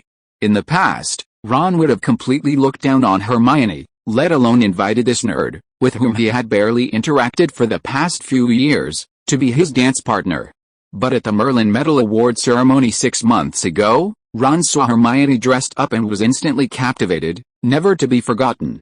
She certainly couldn't compare to Swinton and Delacour, but when dressed up, she was definitely prettier than most girls at Hogwarts. On the night of the Christmas ball, he and Hermione would surely stun everyone and become the center of attention. Just as Ron was lost in his daydreams, Hermione bluntly refused. "No, I already have a dance partner." Ron's expression froze, his face filled with disbelief. "How is that possible?" Hermione raised her eyebrows high. "Why not? I asked your roommate Lavender, and she said you don't have a dance partner," Ron stated bluntly. "Lavender?" Hermione shook her head. "She doesn't know my situation." "Oh, who is she?" Ron pressed. "I think this is my private matter, and it's none of your business," Hermione said. Ron said impatiently, "Granger, you didn't really need to lie." Hermione's face turned dangerous. "What do you mean? I know you're good friends with Ron and Neville, but Ron has already agreed to Swinton, and Neville has invited Hannah," Ron said with an expression that said, "Besides the two of them, who else would invite you to be their dance partner?" "You don't need to lie to save face." These words were quite harsh, making Ginny frown, and even Harry kept giving Ron meaningful glances, telling him to shut up. Hermione's eyes flashed with a frightening light as she coldly said, "You mean I'm so bad that no one wants to invite me as a dance partner?" I certainly didn't mean that." Okay, I know you're a good girl," Ron grinned. "I apologize, okay? You can say yes now," Hermione interrupted Ron with a cold laugh. "Why should I accept your invitation, Weasley? Are we that close? Fleur doesn't like you, but you don't think I would. Are you academically excellent, magically powerful, or handsome?" Hermione scoffed. "You're nothing special. You only got a laughable 4 points for a champion spot from Ron. With a little more effort, you could surpass a fraction of mine. Even if I can't find a dance partner, I won't choose you." Ron's face flushed red. Just as he was about to speak, a commotion erupted at the door. A group of Gryffindor students rushed in, surrounding Krum and entering the common room. They all looked at Krum, especially Ron, who, upon seeing his idol, was immediately overcome with excitement, forgetting their earlier argument. He exclaimed urgently, "Oh, Krum, good heavens, what's he doing here?" "I don't know," Harry said doubtfully. "Is he here to visit our house? Maybe. I absolutely have to get his autograph this time." Ron frantically rummaged through his bag for a quill, then shrieked, "Oh, Krum is coming this way. He's not here to discuss the True Wizard Tournament with us, is he?" Thinking this, Ron picked up his quill and parchment, his face beaming as he waved to Krum like a friend. But Krum didn't even look at Ron, walking right past him to Hermione. He said in a thick accent, "Hermione Granger, hello. I'd like to invite you to be my dance partner." These words caused an uproar throughout the Gryffindor common room. Ron stared in disbelief, his hand still holding the quill frozen in midair. Hermione looked surprised. She didn't understand why Krum would invite her. Their only interaction was a few chance encounters at the library. But every time Krum went, he was followed by a large group of noisy girls, so Hermione stopped going to the library and moved her studies to the Chamber of Secrets in Ravenclaw. Hermione frowned, scrutinizing Krum. Seeing he wasn't joking, she declined. "Sorry, I already have a dance partner." This caused an even bigger stir, especially among the girls who had followed her. They had just been looking at Hermione with envy, but the next second they were completely stunned. After Hermione casually rejected Krum, she glanced contemptuously at Ron as if looking at a clown. She said coldly, "See? Not everyone is like you, refusing an invitation and then assuming everyone's lying. Your arrogance disgusts me." With that, Hermione turned and walked towards the girls' dormitory, while Ron looked as if he'd been slapped, his face grim. "Serves you right," Ginny sneered at Ron, tossing her long red hair behind her and gracefully chasing after Hermione, arms outstretched like a ballerina. Krum, finally looking at Ron, asked with a dark expression, "Who's your dance partner?" Ron didn't answer. Harry shook his head. "I don't know," Krum muttered discontentedly. "Sigh, all the pretty girls are taken. What's the point of being an international star?" Krum strode away, followed by the others, leaving only Harry and Ron in the common room. Harry, watching Ron, who had been rejected twice in half an hour, cautiously asked, "Are you alright?" I'm fine, Ron's face suddenly contorted with rage, and he roared at the girls' dormitory, "So what if I was rejected? It's not like I'm the only one without a dance partner. George and Fred already found me one, already." Harry didn't speak, only sighed softly. It's better to believe he's Merlin than the twins. Chapter 638 Voldemort's Horcruxes. The news that Krum went to the Gryffindor common room to ask Hermione to be his dance partner, only to be rejected, quickly spread to other houses through the mouths of Gryffindor students. Many were initially incredulous, even wondering if the order was reversed. After all, Hermione's invitation to Krum and subsequent rejection seemed more intuitive. However, with numerous eyewitness accounts and the Lion Cub's unwavering testimony, everyone finally believed it was true, not a rumor. But a question arose. Hermione was extremely plain-looking and a typical nerd, not particularly popular with boys. And Krum, a famous Quidditch player, actually invited her? What kind of taste did he have? Did he not care about looks and only like academically gifted female students? Of course, what surprised everyone even more than Krum's invitation was Hermione's decisive rejection, her reason being, "I already have a dance partner." Frankly, no one believed this explanation. After all, what kind of dance partner could be more attractive than Krum? But soon, another rumor surfaced, from Hermione's roommate, Lavender Brown, who accidentally revealed in a conversation, "Hermione doesn't have a dance partner. She just likes Ralph Scamander, that's why she rejected Krum." Upon hearing this, the previously puzzled crowd instantly accepted it and even found it perfectly reasonable. Scamander was far more famous than Krum, had earned 2 Merlin medals, was much more impressive than Krum, and most importantly, was extremely handsome. Krum, on the other hand, was 18 years old but had the face of a 38-year-old, to the point that some fans had even reported him to the Quidditch Committee of the International Wizarding Federation, accusing him of falsifying his age, pretending to be a young man when he was clearly 30. Given this comparison, the difference was obvious, and Hermione's rejection of Krum was perfectly understandable. Many female students at Hogwarts were heartbroken because Ralph became Sherry's dance partner and decided to stop attending dances. It seems Hermione was also a member of the Heartbroken Club. Hermione's rejection made many students who couldn't find dance partners feel much better. Look, even a star like Krum gets rejected by girls. Isn't it normal for them to be rejected? In short, the semester drew to a close in this entertaining yet joyful atmosphere, and the long-awaited Christmas holidays finally arrived.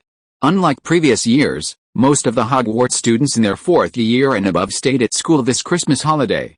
The professors assigned a mountain of homework, but no one was interested in doing it. The students were all playing to their heart's content, making the school even noisier than usual. Ralph also didn't do his homework. He was busy in the room of requirement with Sherry. Before them lay a mountain of items, thousands of books, winged slingshots and flying saucers, some still listlessly hovering above the pile of forbidden objects, broken bottles filled with solidified potions, hats, jewels, cloaks, and something resembling a dragon eggshell. These were treasures left behind in the room of requirement by past Hogwarts students, accumulated over millennia into a veritable mountain of junk. Similarly, hidden within this mountain of junk were Voldemort's treasures, Hoardil gears. Ralph and Sherry were searching for the hoard gear made from the fake Ravenclaw tiara. The problem was, there were simply too many things here. Finding the tiara hidden among them was like finding a needle in a haystack. So, Harry's first time hiding things here, and finding that tiara, was truly a matter of destiny, a stroke of incredible luck. But Ralph's luck was clearly not so good.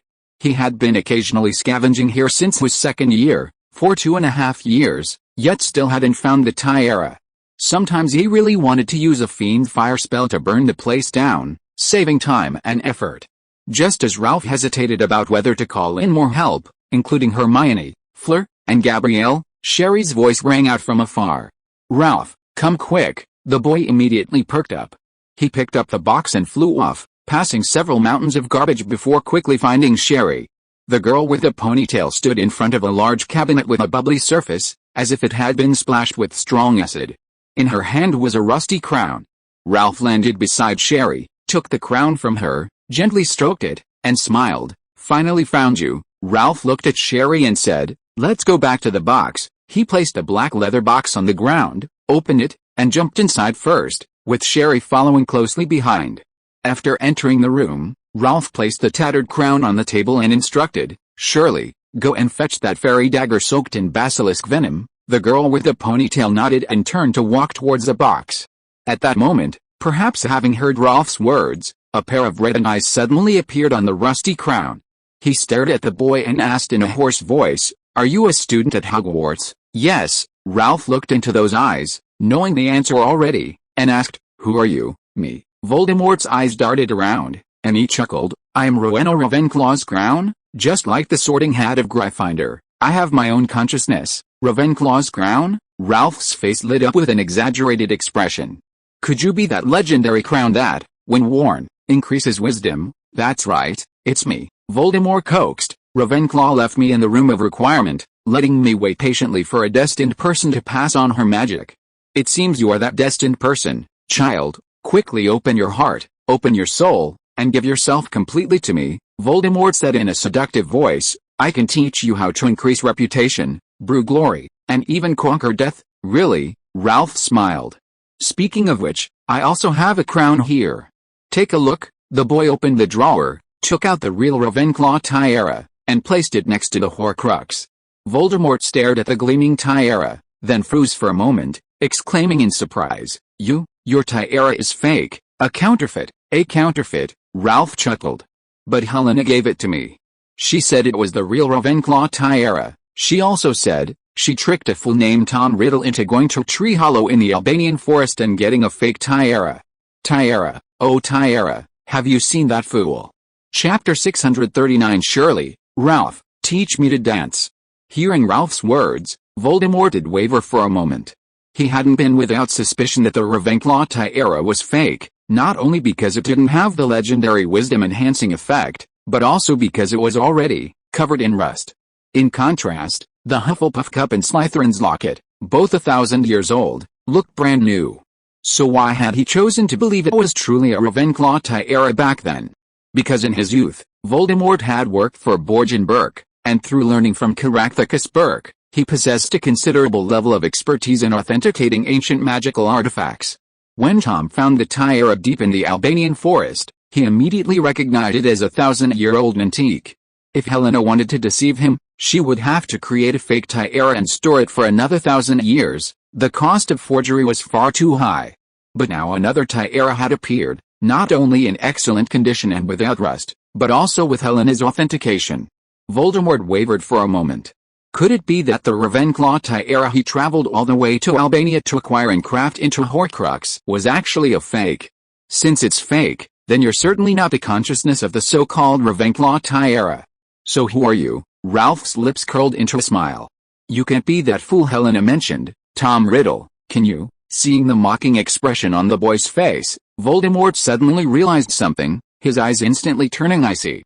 Boy, it seems you already knew who I was. Of course, a small fragment of Tom Riddle's soul, Ralph smiled.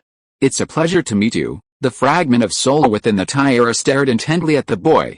Who are you, and why do you know I'm in the room of requirement? Half a century ago, Voldemort returned to Hogwarts to apply for a position in defense against the dark arts, and incidentally placed the Tiara into the room of requirement. But no one else knew about this except him, not even Helena. How did this boy know? At this moment, Sherry walked over, still holding a fairy dagger in her hand. Ralph took it, looked into those red eyes, and grinned. Who I am is not important, how I know your location is not important, what's important is, you're going to die? Ralph twirled the dagger beautifully and asked, do you have any last words? If there's a chance later, I can help you convey them to your original self. Voldemort stared coldly at the fairy dagger coated with basilisk venom. It was a Horcrux, ordinary weapons and attacks couldn't destroy it, but basilisk venom was an exception. But he didn't want to die, so he struggled and said, child, it seems you and my original self have a great grudge. Actually, to tell you the truth, I also have a grudge against him. Tell me more, Ralph said with interest. He stripped me from my body and trapped me in this crown, Voldemort said in a voice filled with hatred. We are the same soul, so why can he possess a body and move freely, while I am confined to this dark room of requirement for decades? I hate him. I can tell you his weaknesses and teach you the most powerful magic to deal with him, as long as you don't destroy me. As a Horcrux, Voldemort's greatest strength was his ability to bewitch people. He believed that as long as he wasn't destroyed, and with some time spent getting to know the boy, he could quickly control him. Your suggestion is very appealing. Ralph seemed to be seriously considering it. He thought for a moment and said, how about this, you beg me. I'm a very soft-hearted person. If you beg me and say a few kind words, I'll release you. I swear in the name of my most respected potions professor. Hearing the boy before him ask him to beg for mercy, the soul in the crown was instantly enraged and felt immensely humiliated. He had only ever yielded once in his life, and that was at the orphanage when he first met Dumbledore. That old man made him return the stolen goods to their rightful owners and apologize to the weak. Back then, Tom was only 11, still very weak, and had no choice but to submit. But from then on, especially after he grew up, no one in the entire wizarding world dared to humiliate him like that. He was Voldemort. So, those red eyes fixed on the boy, he sneered, and said with unwavering resolve, I beg you. To his true self, he was just a small fragment of a soul, but to Voldemort, he was a unique being, and Voldemort didn't want to simply vanish. Although he verbally begged for mercy, he secretly planned to torture the boy thoroughly once he had control of him, to avenge today's humiliation. Ralph's lips curled into a satisfied smile. Very well, since you've begged for mercy, then I will still destroy you. Voldemort was stunned, then angrily retorted, you're going back on your word. Yes, Ralph said matter-of-factly. What, you're not happy about it? Voldemort flew into a rage, his eyes turning bloodshot as he roared at the boy, if you dare destroy me, my true form will never let you off. Ralph's lips twitched into a half-smile. Your first Horcrux, that diary, threatened me in the same way. After I destroyed it, I was terrified for a long time, worried that Voldemort would come after me. Unfortunately, your true form hasn't made a move, clearly not as tough as your words. Goodbye, Mr. Horcrux. When you see the diary, please give him my regards. With that, the boy plunged his dagger downwards, a clang of metal followed by a long, sharp scream. The rusty crown shattered in two. Shirley looked at the cracked item and asked curiously, could Voldemort sense that his Horcruxes were destroyed? No, Ralph shook his head. If Voldemort could sense it, he would have known when the journal was destroyed, but he didn't actually notice.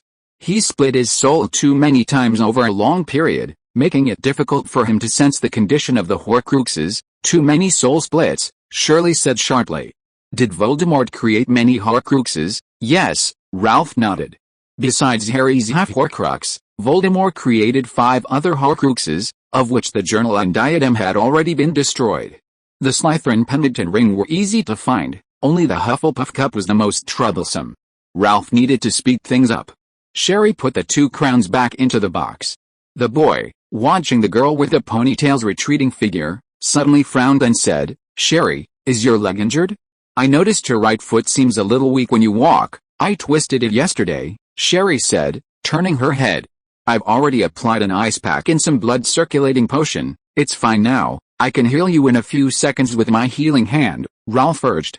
"Quickly take off your pants, shoes. Let me take a look." Sherry obediently sat beside Ralph. After taking off her shoes and socks, she placed her fair right foot on the boy's thigh. The girl with the ponytail had beautiful feet. Her toes were as translucent as cardamom buds, and the arch of her foot was perfectly curved, only her ankle was slightly swollen. Rove rolled up his trousers and gently stroked Shirley's ankle, asking, "How did you twist it?" The girl with the ponytail blushed and honestly replied, "I borrowed a dance book from the library yesterday and was practicing according to the instructions when I accidentally twisted my ankle." Rove chuckled. No wonder Shirley didn't want to tell him about her injury. It did sound quite funny. He narrowed his eyes, puzzled. "Why did you suddenly decide to learn to dance?" "I've never danced before, and I was afraid of stepping on your foot at the Christmas ball," Shirley whispered. "So I thought I'd practice on my own." "Learning to dance isn't something you can learn just by reading books. You need someone who knows how to teach you," Rove laughed. Shirley gave a soft hum, then suddenly widened her eyes, looking down at the boy's restless hand, and said shyly, "Where are you touching?" Rove smiled sheepishly. "Oh, your leg isn't twisted." "I thought it was." The boy reluctantly withdrew his hand, which had been secretly rubbing the girl's calf. Shirley gave him a flirtatious glare, then grabbed his hand and placed it back on her lap. Her ears were flushed red as she whispered, I just twisted my ankle. Could you heal it for me again?" Ralph laughed. Shirley leaned her head on his shoulder and murmured, "Ralph, teach me to dance." Chapter 640 Christmas Gifts. Not only could Ralph dance, but he was proficient in all kinds of dances, making him more than capable of being Shirley's little teacher. Actually, he learned his dance from Margaret, who used to force him to wear strange dance costumes and practice various steps. It was a period of unbearable torment. But since Ralph started teaching Shirley, he was surprised to discover that teaching others to dance was an extremely enjoyable and happy thing. In this process, you can fully utilize and grasp every detail of a girl's body, making her do whatever strange movements she wants. The answer is, the dance requirements.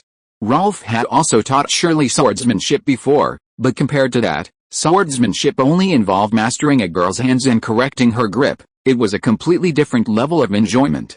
Indeed, Margaret was far ahead of Ralph. He still had to learn from her slowly. So, before Christmas, Ralph did almost nothing else but devote himself entirely to, well, dancing with Shirley. Besides the two of them, many students were practicing dancing. After all, no one wanted to be clueless and embarrass themselves at the Christmas ball. In this festive atmosphere, the long-awaited Christmas finally arrived. Early in the morning, Macmillan was awakened by a cooing sound. He opened his eyes and saw an owl swooping down on him and beginning its bombing. A gift box fell from the sky, hitting him squarely on the head. Macmillan cried out in pain, and as he tried to get up to catch the owl, he discovered his bedside piled high with presents. He excitedly shouted, waking Rove, Neville, and Justin. Justin rubbed his sleepy eyes and mumbled, still half asleep, "Ernie, you'd better have a good reason for waking me up, or I'll definitely crawl into your bed and let you experience what it means to be undisturbed by a dragon and to be hit by a dragon." "Justin, I got so many Christmas presents," Macmillan laughed triumphantly. "I only had 14 gifts last year, and this year it's increased so much. Has my good looks finally been noticed by other girls?" Justin looked up and found his bed piled high with gifts.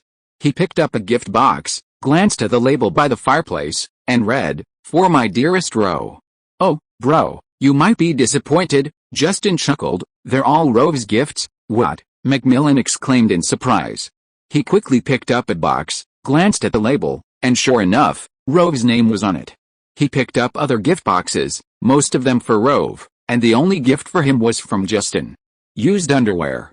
Sigh, what a disappointment, Macmillan sighed. "But Rove, why are your gifts on my bed? There are too many gifts, they've filled the whole dorm," Rove explained. "I reminded you guys last night to surround the bed." "Who knew there were so many gifts?" Macmillan exclaimed in amazement. He used to go home every Christmas, but this was the first time he had witnessed such a scene, like a shopping spree. So much chocolate. "Ralph, You can't possibly eat it all. Let us help you use some up, Justin suggested excitedly.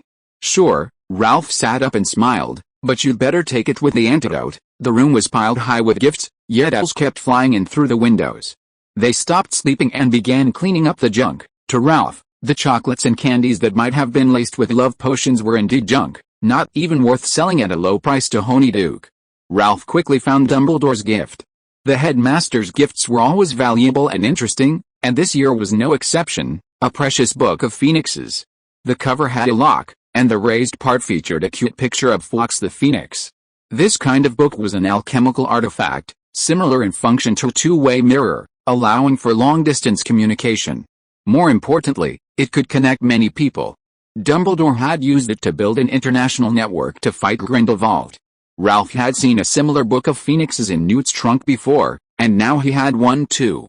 The boy gently touched the raised phoenix on the book, the lock popped open, and he quickly flipped through the pages. Each page had an animated photograph with a name on it. Ralph quickly found Dumbledore's picture. The old man greeted him and smiled. Ralph, I've received your gift. I'll use it when I'm staying up all night. I really like it. The boy had given him the golden apple found in Ravenclaw's tomb. Eating the thing could instantly restore energy, indeed an essential item for staying up all night. Fawkes, is he still there? Ralph asked. I've also prepared some Christmas presents for Grindelwald and would like him to deliver them for me. Grindelwald was imprisoned in Nurmengard, surrounded by magic. Owls certainly couldn't get in, let alone deliver Christmas presents. Fawkes is still in my office, Dumbledore chuckled. Over the years, I've been the only one who consistently sends Gellert Christmas presents. You're the second. He'll definitely love it. Ralph wasn't so confident, because he'd sent a local Indian specialty, curry made with Gang's water and cow urine.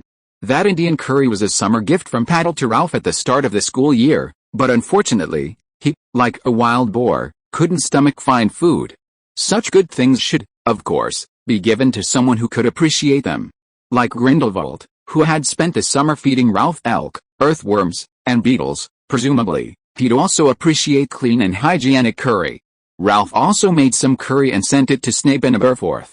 He'd initially felt a little guilty, but after opening their Christmas presents, he immediately felt at ease. Snape had sent a bottle of potion Neville had brewed in class, Aberforth had even sent a small tuft of wool. They were truly generous and magnanimous. If there was one gift Ralph gave that was truly precious, it was undoubtedly the one for Trelawney. To thank her for her prophecy, Ralph gifted her a bottle of Hufflepuff's ancient wine, left behind 1,000 years ago. But Professor Trelawney's gift was rather unexpected. Her Christmas present was tea, cheap tea used for classroom divination, and, most absurdly, it was moldy and covered in mildew. Professor McGonagall's gift to Ralph was a cat-shaped alarm clock that automatically transformed into a different kind of cat every hour, which looked quite adorable. Ralph's gift to Professor McGonagall was a gorgeous dress specially commissioned from Madame Walkin. However, the dress was for Professor McGonagall in her cat form, so she wouldn't get cold when she went for walks in winter. As for the size, Ralph had already determined her exact measurements with his hands, which had touched countless magical creatures, when he held Professor McGonagall in his first year. That was the confidence that came with being a magizoologist. If you are listening to this novel on a channel other than Fanfic World, it means it was downloaded and re-uploaded without effort. We warmly invite you to visit our channel, Fanfic World. There you will find the original version of this story and many other novels of various genres. We look forward to seeing you dive into a world of incredible novels. Chapter 641 The Two-Tailed Mermaid. After packing up the gifts, it was nearly noon. Ralph and his group quickly left Hufflepuff's common room and headed to the Great Hall for lunch. The Great Hall had been transformed, a dozen Christmas trees covered in silver frosting stood in the corners, and crisscrossing ribbons of mistletoe and holly floated in the air. Enchanted snow, warm and dry, drifted down from the ceiling. As Dumbledore rose, the Great Hall fell silent. He cheerfully announced, "Before we eat, let us sing Christmas carols." The headmaster waved his wand gently, and a long golden ribbon appeared in the sky, twisting and coiling like a snake above the high dining table, forming lines of text. "Hallelujah, hallelujah, hallelujah, hallelujah, Merlin with us." At that moment, not only Professor McGonagall, but even Snape and Sprout looked embarrassed. They had only ever lost face within their own school before, now they were going to lose face in front of other schools. The students of Boxburtons and Durmstrang looked at each other in bewilderment. They were wizards, and they didn't know how to sing Hallelujah either. They had only intended to hum a few lines along with the Hogwarts students, but then they heard them singing Christmas carols in all sorts of different and bizarre tunes. If the wedding march and the funeral march were somewhat normal, then the tunes of the Icelandic hymns were just too halal. The fat monk couldn't help but twitch his lips at the sight, a group of wizards singing Christmas carols to Icelandic hymns at Christmas. You blasphemers, await divine punishment. After the Christmas carols ended, everyone began to eat in a warm atmosphere. The house elves prepared a feast, a turkey stuffed with carrots, mushrooms, and dates, flaming clams with small green figs, an English-style roasted deer skewer, foie gras with truffles. At the Gryffindor table, Ron, biting into a turkey leg, asked, "George, Fred, where are your Christmas presents?" "How could that be?" George looked up and said, "I put them on your bedside table this morning. Didn't you see them?" "I only saw a card," Ron asked doubtfully. "I didn't see any presents." "Little brother, that card is your Christmas present." Fred laughed. "George and I wrote it by hand. Aren't you touched?" "Only a card." Ron looked disgusted and muttered, "How much is that worth?"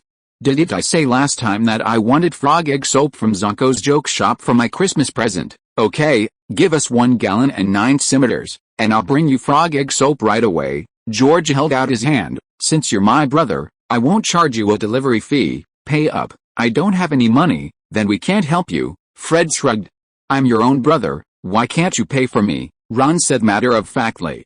"You resellers make a lot of money. This little bit is nothing to you. No matter how much money we make, it's what we earn through hard work. What's it to you?" George rolled his eyes. "Ron, you gave yourself a Muggle airplane folded from parchment for Christmas, cheaper than a greeting card. Why should we give you something expensive? Your reseller profits have nothing to do with me, but they might be related to Mom," Ron threatened. "Looks like I'll have to write her a Christmas greeting." George and Fred exchanged a glance. "Ron, look, you're in such a hurry again. We've already found you a dance partner." George warmly put his arm around Ron's shoulder. "What kind of dance partner did you two find?" Ron got angry at the mention of it. "I wanted to meet you, but you kept making excuses and lying to me. This time I've really found you someone." Fred waved towards the Hufflepuff table and called out, "Allo Karst." A third-year girl waved back. She had dark hair, looked very well behaved, and was extremely cute. "How is it going?" Fred grinned mischievously. "After dinner, I'll let you two meet, and you can go to the ball together tonight." Ron's eyes widened, and he swallowed hard. "Okay." Harry leaned closer and whispered, "Ron, didn't you already agree to go with Natalie MacDonald? She's too ugly." "I don't want to go to the ball with her at all." Ron shook his head. "But, Harry, I never promised MacDonald anything." Ron laughed. "I'm a free man in a free country, free to choose my own dance partner." At the Hufflepuff table, upon hearing that Ilo Garster was going to see Ron Weasley soon, Susan asked suspiciously, "Ilo, don't you already have a dance partner? Why are you going to be Ron Weasley's dance partner?" "No," Garster explained, "George and Fred paid me 5 galleons to act as Ron Weasley's dance partner, just pretending." At the faculty table, Snape, who was eating, suddenly received a letter. He opened it, glanced at the contents, and let out a cold laugh. "Severus, who sent you this letter?" Dumbledore asked. "That Gryffindor student who asked me to be her dance partner last time." Snape gritted his teeth. "She asked me to meet her near the foyer tonight." "Oh, are you going?" "Of course, I want to see who that girl is," Snape sneered. "Once I catch her, I'll kill her." After lunch, Ralph met up with Sherry, Marjorie, Hermione, and the Fleur sisters. It was still early before the ball, and they needed a group activity to kill time. At Marjorie's suggestion, the girls decided to go for a bath in the prefect's bathroom. Ralph was dragged along too. On the way to the 6th floor, Ralph wondered if he was going to experience the legendary mixed-gender bath. He could help apply the shower gel. However, Ralph was clearly overthinking things. After the group arrived at the women's bathroom, Margaret laughed. "All right, Ralph, your escort mission is complete. Go take a bath next door by yourself. If you dare peek at us, I'll break all 3 of your legs." The group of girls entered the women's bathroom, leaving Ralph alone as he walked towards the men's bathroom. The entrance to the men's bathroom was the 4th door to the left of the statue of confused Boris. Ralph had already learned the password from Cedric, and he whispered, "Fresh pineapple." The door creaked open, and Ralph walked in alone. Before him was a luxurious bathroom. A magnificent chandelier with lit candles cast a warm, soft light into the room. Everything was made of snow-white marble, including the central tub that sank into the floor, resembling a rectangular swimming pool. Around 100 golden faucets lined the tub, each with a different colored gemstone inlaid on its handle. There was also a diving board. Snow-white linen curtains hung in the window. A large pile of soft white towels lay in a corner. It was Rolf's first time showering in the prefectural bathroom, and he was surprised by the decor. It seemed being a prefect had its perks. Rolf looked around, about to turn on the tap, when his attention was suddenly drawn to something on the bathroom wall. It was a painting. Framed in a gilded mirror, depicting a blonde, two-tailed mermaid who looked very much like Myrcella. Chapter 642 The Mad Myrtle. 2 years ago, Rolf met Myrcella at the Black Lake. While treating her erectile dysfunction, he unexpectedly learned from her that Gryffindor had visited their tribe 1,000 years ago and taken away some important items. Later, Rolf specifically asked the Sorting Hat about this. The Sorting Hat said it was a key, hidden by Gryffindor somewhere in Hogwarts with a mermaid mark. But Rolf searched Hogwarts for a long time without finding the so-called mermaid mark. He thought it had been erased over time, but to his utter surprise, it was hidden on the wall of the prefect's bathroom.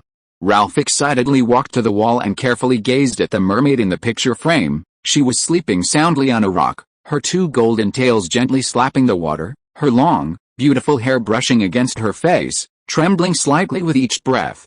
The mermaid seemed to sense something. She suddenly opened her eyes and saw a handsome young man staring intently at her at close range. Startled, she instinctively flipped over and jumped into the water. Rolf waited a moment, but the mermaid didn't appear. He picked up his wand and tapped on the picture frame, searching for a hidden key. A familiar voice suddenly rang out.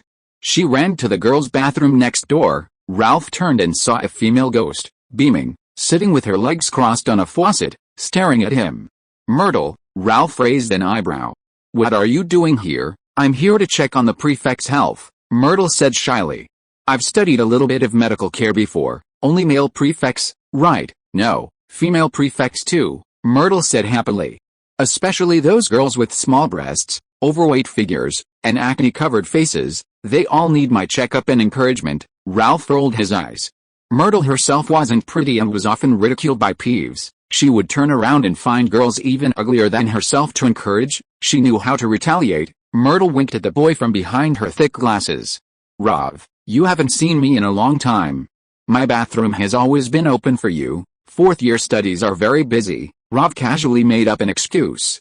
Oh, I see. I'm busy going to the Christmas ball with other people. Myrtle pinched a bump on her chin and said sadly, You didn't invite me. It really makes me sad. Seeing that Myrtle was about to cry again, Rolf quickly changed the subject. You just said that mermaid went to the women's bathhouse next door. Yes, I just came from next door. Myrtle floated up and sat on the bathtub platform. She put her legs together and winked at the boy. Don't be fooled by her. Every time she sees a handsome guy, she strikes a seductive pose and even peeks at them while they bathe. That little slut, Rolf thought to himself. This sounded more like Myrtle's self-introduction. He asked again, Are you close to her? Not close. Myrtle shook her head. I don't speak mermaid language, so I can't communicate with her. Do you? A little, Rolf said. He had received a reward for his knowledge of mermaid language when he helped Myrcella treat her erectile dysfunction. Can you teach me? Myrtle asked excitedly. I want to learn a foreign language with you, of course, Rolf laughed. Just go to the bathroom next door and call that mermaid back, and I'll teach you mermaid language. Myrtle hesitated, then shook her head after a moment. A group of girls came to the women's bathroom next door. I don't want to see them again. Myrtle hated witches prettier than her, and every witch next door was prettier than her. Some of them even made her feel inferior just by glancing at them. Myrtle didn't want to go there and be subjected to that kind of stimulation. Since Myrtle didn't want to go, Rolf couldn't force her. He decided to take a bath while waiting for the mermaid to return. Myrtle, I'm going to take a bath, Rolf said. You can leave now. Hearing the word bath, Myrtle trembled with excitement. She looked at the boy shyly and said, Rolf, do you need me to examine you? I've seen countless people in the past half-century, and I can help you figure out if your physical development is faster or slower than your peers. No need, Rolf refused. My body is perfectly healthy. Then take your clothes off. Myrtle covered her thick glasses, promising, I promise I won't peep on you. Myrtle adopted a "I'm a female rogue, who cares" attitude, sitting by the bathtub waiting to admire the boy's naked body. Rolf had no choice but to let her have her way. He turned on the tap, spraying out various kinds of bubble bath liquid mixed with hot water, and then began to remove his clothes. Rolf had only undressed halfway when Myrtle suddenly began to moan softly. "Rolf, no, don't do this," she said. Stop, oh, please, don't take any more off. I can't take it anymore. Stop taking off your clothes and teasing me. If you tease me again, I'll get angry with you." No. Myrtle's face turned pale, and she rushed to Rolf, her cheeks flushed, and said excitedly, "Okay, take off your clothes quickly, take them all off. If you don't take them off, I'll get angry." Rolf completely ignored Myrtle's madness. After taking off his clothes, he swam in the hot, foamy water. The more than 100 jewel-encrusted faucets were also extremely interesting. Each faucet could spray different bubbles, and there was even one faucet that flowed fresh milk. Rolf decided to build such a large bathroom in his trunk, of course, the kind that was unisex and could be used for mixed bathing. Rolf even climbed onto the diving board and performed several impressive Filipino-style dives. Each time water splashed onto Myrtle, she seemed about to faint with excitement. Her screams were loud enough to wake the entire Hogwarts, forcing Rolf to quickly grab his wand to muffle the sound. Otherwise, passing students might hear the screams and suspect something unspeakable was happening in the prefect's bathroom. Unfortunately, Rolf played for over an hour without seeing the mermaid. As he left the bathroom, Myrtle reluctantly returned to the girls' bathroom next door. She was filled with confidence again, ready to show off to the young girls next door. After Rolf finished his bath, he returned to his trunk and quickly went into a small wooden hut. It was filled with shelves, and on those shelves were jewelry and silverware that would make any goblin scream like Myrtle. These silverwares had lain quietly for 1,000 years, and tonight they would finally come in handy. Chapter 643 Christmas Ball. As someone with extensive experience dealing with girls, if you were to ask Rolf what he hates most, it would probably be waiting for them to leave. Especially when they tell you to wait a little while, that they'll be right there, and that a little while and right there often turn into more than half an hour. But Rolf discovered today that what's even more painful than waiting for girls to leave is waiting for them to return from their baths. After his bath, Rolf returned to his trunk from the prefectural bathroom, fed the Nifflers some food, petted his phantom cat for a while, and finally rode his dragon Norbert to survey the territory. But Sherry and Margaret's group still hadn't returned. And by then, 2.5 hours had passed since they went to the bathroom. In that long, even stewing ribs would have made the bones as mushy as the meat. So Rolf wandered around for another half hour, but still hadn't seen them, so he went back to his room to choose his evening dress. Just then, the long-awaited knock sounded at the door. Rolf waved his wand, and the door creaked open, revealing Sherry. The girl had clearly just returned from the bathroom, wrapped in a thick cloak, her hair still damp and draped over her shoulders. Shirley entered the room, removed her cloak to reveal a sky-blue robe, hung it on a hanger, and walked towards the boy. Rolf snapped his fingers lightly, instantly evaporating the water droplets in Shirley's hair. He picked up a comb from the table, handed it to her, and asked, "Why did you take so long to shower?" Shirley took the comb, sat on the edge of the bed, held the ends of her hair in one hand, and gently combed her wine-red hair with the other, smiling. "Margaret played water volleyball with us in the bathroom for a while. It was much more fun than Quidditch, a group of naked girls, floating on the water, each movement sending a round ball bouncing up." Thinking of this image, Rolf immediately nodded in admiration. It really is more fun than Quidditch. This was his honest opinion. Compared to water volleyball, Quidditch was worthless. Of course, it would be even more interesting if he could join in. So, after thinking for a moment, Rolf said, "Shirley, I'm planning to build a big bathroom in the box, just like the one at school. That way, we won't have to go all the way to the prefect's bathroom to take a bath. Once the bathroom is built, let's play water volleyball together. I'm really good at singles." Shirley raised her willow leaf eyebrows, and Rolf, looking honest and simple, quickly tried to explain, "We'll definitely wear swimsuits, don't misunderstand. I'm a decent person, I don't have any bad intentions, I just want to play some volleyball." Having spent several years with Rolf, his honest and withdrawn demeanor could no longer fool Shirley. She giggled and gently combed his bangs with a comb, saying, "I don't believe you. If you really want to play volleyball, you can play with yourself. Can't you create clones? Ralph pouted. His clones were like his left and right hands. What fun would that be? Seeing the boy's resentful expression, Shirley laughed even harder. She swung her legs and asked in a soft, sweet voice, "What were you doing just now?" "Picking out a dress for tonight," Rove said, gesturing towards the wardrobe with his chin. "But I haven't decided which one to wear yet." A while ago, Margaret had gone to great lengths to order 10 dresses for him, along with various accessories, belts, and shoes. Rove, who suffered from decision paralysis, was now overwhelmed by the choices. Shirley stood up, her beautiful eyes narrowing, and said eagerly, "Let me help you choose." "Okay." With Shirley's help, Rove obediently became a clothes hanger, letting her manipulate and arrange his body. Shirley was quite attentive. Every time Rove changed into a dress, she would observe him from various angles and try on different types of accessories and shoes based on the color and style. Sometimes, for a single belt, the girl would tirelessly select 7 or 8, looking just like a child intently dressing up their most beloved doll.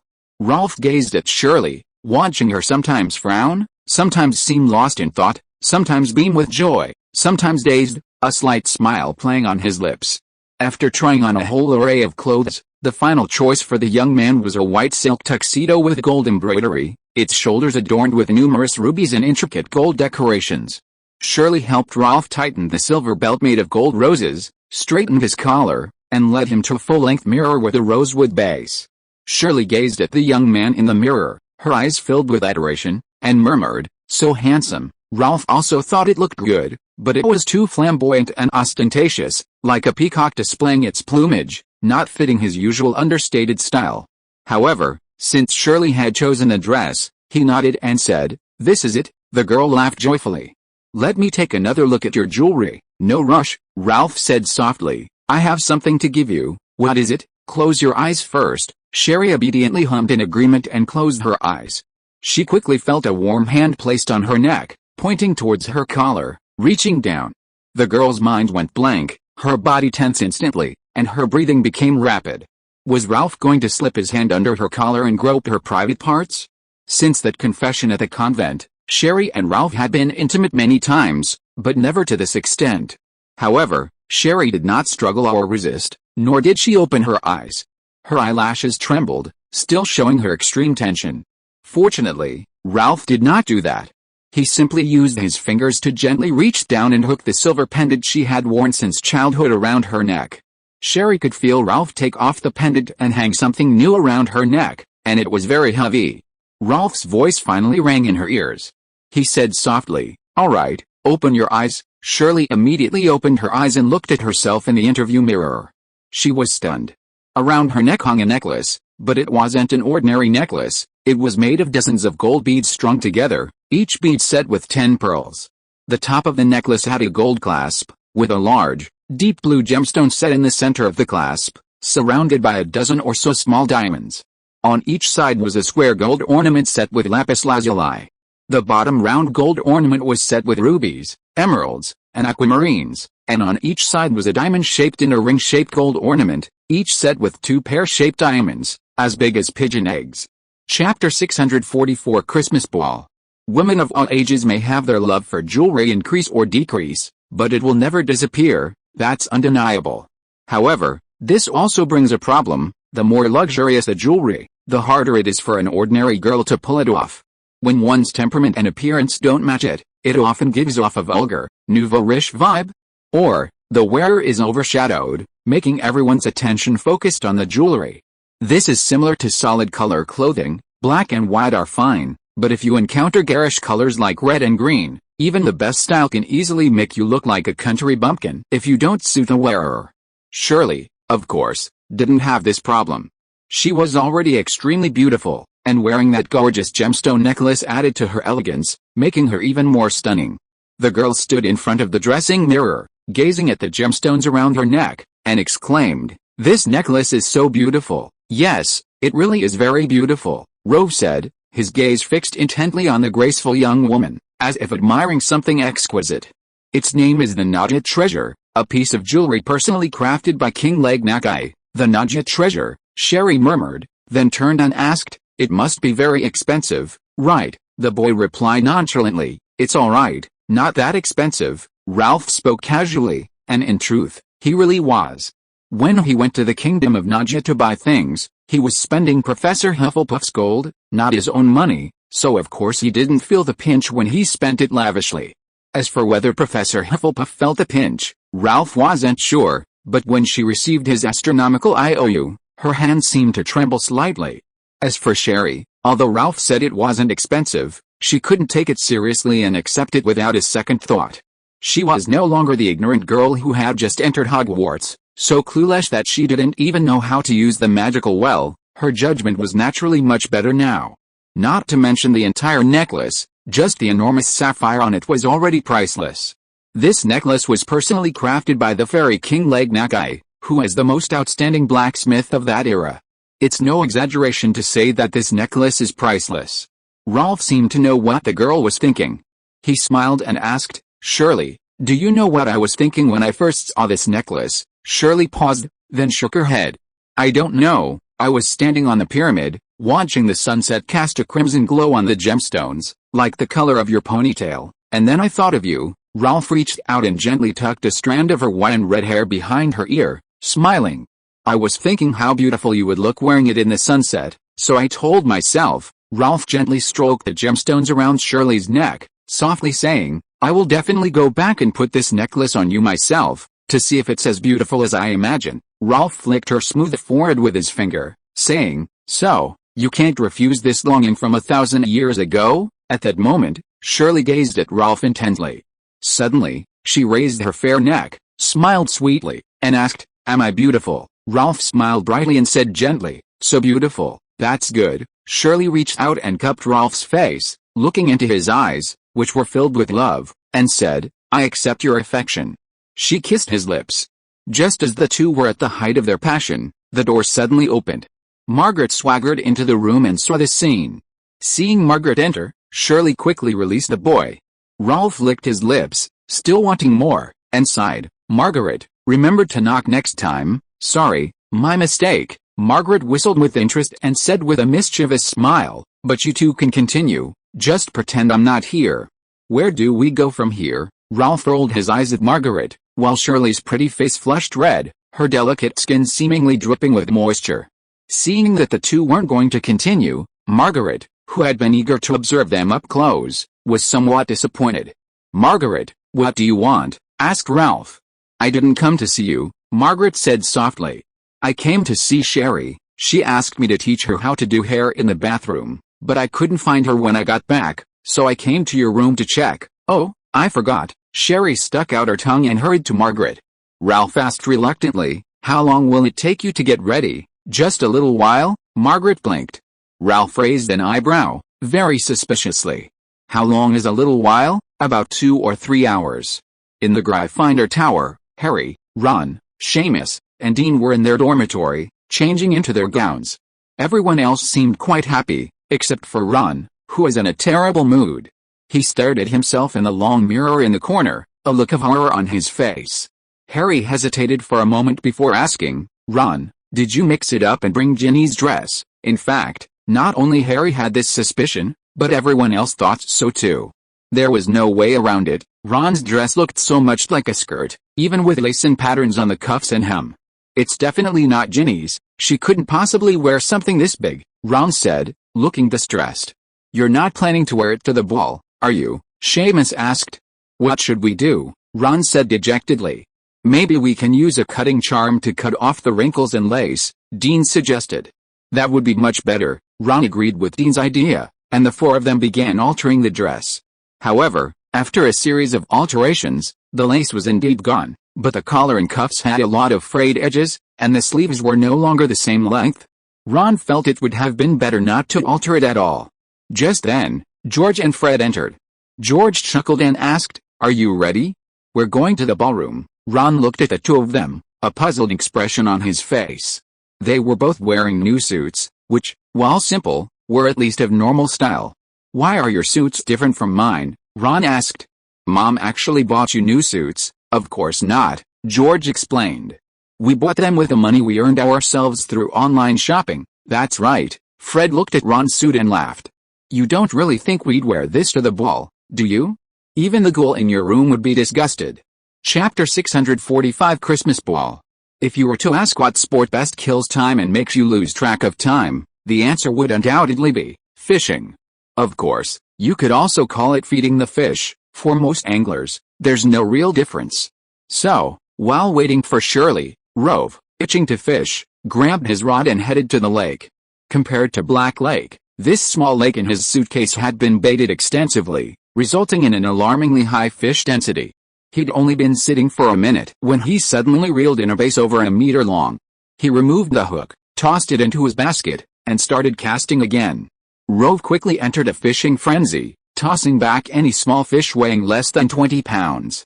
That's how carefree a top-tier angler who relies on skill is. After some time, the boy suddenly heard light footsteps behind him. Judging from the pace, it must be Margaret. As Rolf was about to turn around, a pair of soft hands covered his eyes from behind.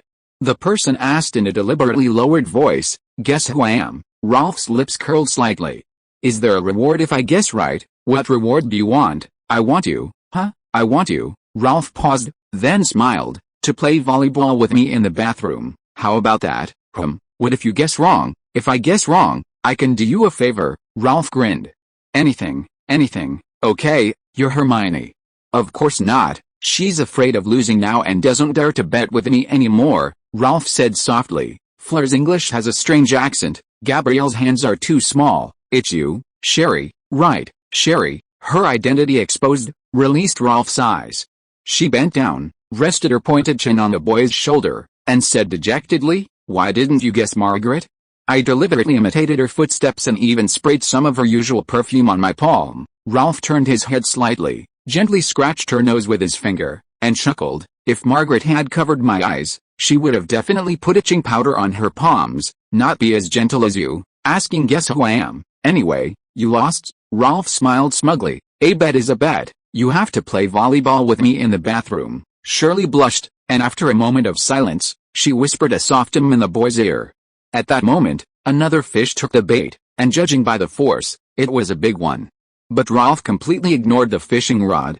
He turned around excitedly, about to speak, but then he froze, staring blankly at the blushing, delicate, and beautiful young girl behind him. She wore a silver-white long dress, the skirt woven from ivory silk and silver threads, like a blooming white peony, exquisite and grand. Her long, wine-red hair cascaded down her back like a waterfall, reaching her waist, which softened her youthful innocence and added a touch of charming allure. A delicate crown made of gold and rubies adorned her forehead, perfectly complementing her hair. A jeweled necklace hung around her snow-white neck, making her resemble a noble princess. Rolf stared at the stunningly beautiful Shirley, momentarily stunned. He felt his heart stop beating, and for a long moment, he dared not breathe. Shirley had always been breathtakingly beautiful, but her plain school uniform and simple ponytail had somewhat diminished her charm. Now, however, it shone through in its entirety. Seeing Rolf staring at her, lost in thought, Shirley shyly waved her hand in front of the boy's face. Rove finally snapped out of his daze. The girl tilted her beautiful head slightly towards him, smiling sweetly, and asked, "Margaret picked out these clothes and outfits for me.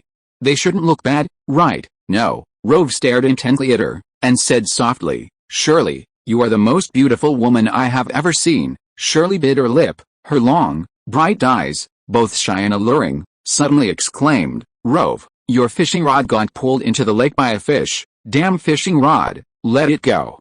I'm never fishing again." Rove stared at the girl, and said seriously, "This thing is ruining my enjoyment of beauty." Shirley's pretty face flushed, making her even more beautiful.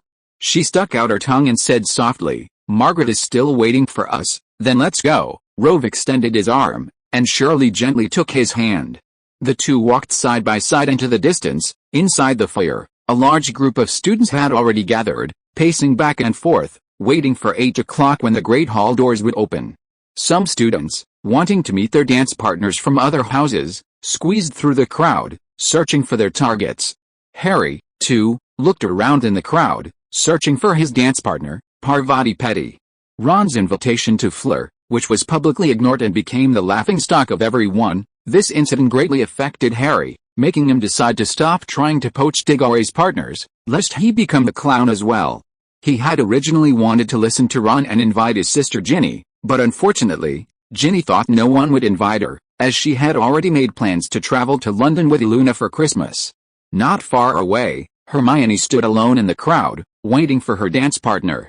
She wore a flowing robe made of a light purple-blue fabric, and her hair, no longer messy, was smooth and shiny, styled into an elegant updo at the back of her head. Hermione, who wasn't exactly ugly before, wasn't particularly pretty either. But tonight, after being dressed up, she looked more beautiful than most of the girls present. This stark contrast attracted the attention of countless students, many of whom whispered and discussed her appearance. Harry naturally noticed this scene as well, and even more so, he noticed Ron beside him, who was staring intently at Hermione. Harry knew that Ron had invited Hermione, but his attitude and words had been very impolite, as if Hermione hadn't found a dance partner and had been thoroughly reprimanded by him. Afraid that Ron would be further upset by seeing such a beautiful Hermione, Harry deliberately diverted his attention by asking, "Ron, where's your dance partner, that Hufflepuff student named Ilo Garster?" Ron finally looked away and whispered, "George and Fred said Ilo Garster had something to do and asked me to wait for her outside the women's restroom on the second floor." The women's restroom on the second floor, Harry frowned. "Is she feeling unwell?" Harry was about to say something when a commotion suddenly arose not far away. A group of Slytherin students emerged from their underground common room, descending the steps. Leading the way was Malfoy, dressed in a black velvet high-necked robe, his hair slicked back, seemingly trying to appear more mature. To Harry, however, Malfoy looked more like a parish priest carrying a Bible. Malfoy's dance partner was Pansy Parkinson, wearing a pale pink robe with ruffled edges, clinging tightly to Malfoy's arm with a smug expression. Crabbe and Goyle, both dressed in green like two moss-covered boulders, followed behind Malfoy and Pansy like two menacing bodyguards. Suddenly, Malfoy spotted Harry. As if Ron had seen Hermione, he swiftly released Pansy's arm and strode towards Harry. Chapter 646 Christmas Ball. Seeing Malfoy approach, Harry reacted with disgust, as if he were looking at an annoying green butterfly. Malfoy, on the other hand, was all smiles. He didn't know why, but every time he saw Harry, he felt inexplicably excited, a restless, wicked fire surging within him. Only by channeling this pent-up anger into Harry could Malfoy achieve his goal. So he quickly approached Harry and provocatively said, "Potter, where's your dance partner? Surely no one accepted your invitation? You should have told me sooner, I could have helped you." Harry ignored Malfoy's provocation, silently staring at the Great Hall doors. Pansy winked and said, "Hey, Draco, Potter's dance partner is right here." Malfoy followed Pansy's gaze and saw Ron. He sneered, "Yeah, Rita Skeeter already wrote in her article that Potter and Weasley are a couple. They even slept in the same bed during the summer." Malfoy glared maliciously at Ron. Suddenly, he saw something amusing and yelled, "Merlin, Weasley, what are you wearing? Is that your mother's dress?" His voice was so loud that the other students in the hall all turned to look. Ron's face turned extremely ugly. He took a step back, seemingly trying to hide behind Harry to conceal his tuxedo. But Malfoy had already grabbed the hem of his purplish-brown dress and displayed it to everyone. "Look at this, it's even frayed. This rag wouldn't even be suitable as a rag for my house elf. Weasley, I heard your family is so poor you live in a pigsty. I didn't expect it to be true. Potter, why don't you buy your little boyfriend a nice tuxedo?" Malfoy said sarcastically. "If you don't have the money, I can lend you some." Malfoy let out a series of loud laughs, and Crabbe and Goyle joined in with their gruff, harsh laughter. Ron's face turned the same color as his tuxedo, and he waved his fist, as if he wanted to punch Malfoy. Harry quickly grabbed Ron by the back of his robes, pulling him back, and retorted rudely, "And you, Draco Malfoy, why didn't you find a pretty dance partner instead of Pansy Parkinson, who looks like a poodle? Just because she looks like your mother." This insult was an insult to both Pansy and Malfoy's mother, reaching its peak in both its offensiveness and derogatory force. "Potter, how dare you insult me?" Pansy shrieked, her voice filled with rage. Malfoy roared back, "How dare you insult my mother, Pot? You did it too, Malfoy," Harry retorted. "You insulted Ron and his family first." The two were on the verge of exchanging blows, both drawing their wands, but the next second, the noisy hallway fell eerily silent. The silence was unusual, as if everyone had witnessed something unbelievable, leaving them speechless with shock. Harry, thinking Snape had arrived, and Malfoy, believing Mad-Eye Moody to be nearby, both instinctively put away their wands. Harry cautiously searched for Snape, only to see Ron staring blankly at the stairs. He looked up too, equally stunned. On the luxurious marble staircase, a handsome young man, arm in arm with two girls, gracefully walked towards the foyer. Harry recognized Ron immediately. He wore a white tuxedo with gold trim, his golden hair like a crown under the sun, his emerald eyes like summer leaves, and a faint smile on his handsome face. To Ron's right was Sherry in a silver-white dress. The girl's long, wine-red hair shimmered in the torchlight. Her skin was fair and flawless, like whipped cream. And the jeweled necklace around her neck accentuated her exquisite beauty, unmatched by any other color in the world. Shirley was so dazzling that she instantly attracted most of the attention in the hallway, and once eyes were fixed on her, it was hard to look away. No one was an exception, including the witches. Even Hermione stared wide-eyed at Shirley, thinking that her own attire would narrow the gap between them, but it seemed the gap was even greater. To Ralph's left was a young witch who wasn't frighteningly beautiful, but that was relative. Margaery wore a sea-green silk robe, the long sleeves revealing a gold lining, her thick, bright blonde curls cascading over her bare shoulders, and an emerald necklace around her slender neck. Most striking were her diamond-encrusted high heels, which perfectly accentuated her height and sexiness. Although Margaery's looks were far inferior to Shirley's, her aura completely overwhelmed her. The former was like a proud queen, while the latter was merely a princess. As for Ralph, he was nothing more than an insignificant little knight following the two of them. In complete silence, the three descended the stairs, and a group of students immediately made way for them. While admiring Sherry and Margaery's beauty, everyone couldn't help but wonder, did Scamander bring two dance partners to the ball at the same time? He deserved to die. Fortunately, halfway down the stairs, Margaery finally released Ralph's hand, smiled sweetly, and took Hermione's arm. Clearly, they were dance partners. This slightly lessened everyone's hatred for Ralph, but only slightly, since Sherry was still his dance partner. He still deserved to die. At this moment, Professor McGonagall arrived. She opened the great hall door, glanced at Sherry, unable to hide her amazement, and then loudly announced, "Everyone, line up with your dance partners and enter the great hall in an orderly fashion." Sherry, arm in arm with Ralph, went into the great hall first, followed closely by Margaery and Hermione. After they disappeared, everyone recovered from their shock and began to whisper among themselves. Ron still looked longingly into the great hall, but his gaze was finally fixed on Sherry's retreating figure, no longer on Hermione. Harry, meanwhile, found his dance partner in the chaos, Padma Petty. She wore a striking pink robe, her long, dark hair braided with gold ribbons, and her gold bracelets gleamed. Padma was actually very beautiful, a recognized beauty in Gryffindor, but for some reason, Harry now saw her as unsophisticated, like a country bumpkin who had never seen the world. The difference was too great. Padma also looked dejected. Sherry's words had dampened her spirits, and she no longer wanted to attend the ball. Harry looked at Ron, who was still gazing towards the great hall, and asked, "Ron, we have to wait in line. What are you going to do?" Ron finally snapped out of his daze and said dejectedly, "I'll go find Ilocharst in the second-floor washroom. I'll be right back, you two wait for me." Ron turned and ran upstairs. In the potions office, Snape, dressed in a black robe, took a pile of potions from the medicine cabinet and stuffed them into his pocket. This was a small gift Snape had prepared for the Gryffindor student who had invited him to be her dance partner. He planned to give it to her later, as a Christmas present. After finishing, Snape closed the door and strode upstairs with a menacing aura. Chapter 647 Christmas Ball. Ralph, arm in arm with Sherry, slowly walked into the hall. He looked up and saw that the entire hall had been completely transformed. The walls were covered in shimmering silver frost, the ceiling displayed a starlit night sky, and hundreds of long candles floated in midair, their flames flickering like thousands of sparks in the starlight. The 4 academy tables had disappeared, replaced by 100 small tables lit with lanterns, each seating a maximum of 10 people. Ralph and Sherry sat down at one of the tables, and the girl's appearance naturally attracted the attention of the teachers in the main hall. There was no way around it, her appearance was simply too striking. Even the haughty Mrs. Maxim, gazing at her devastatingly beautiful face, felt a sense of awe and wonder.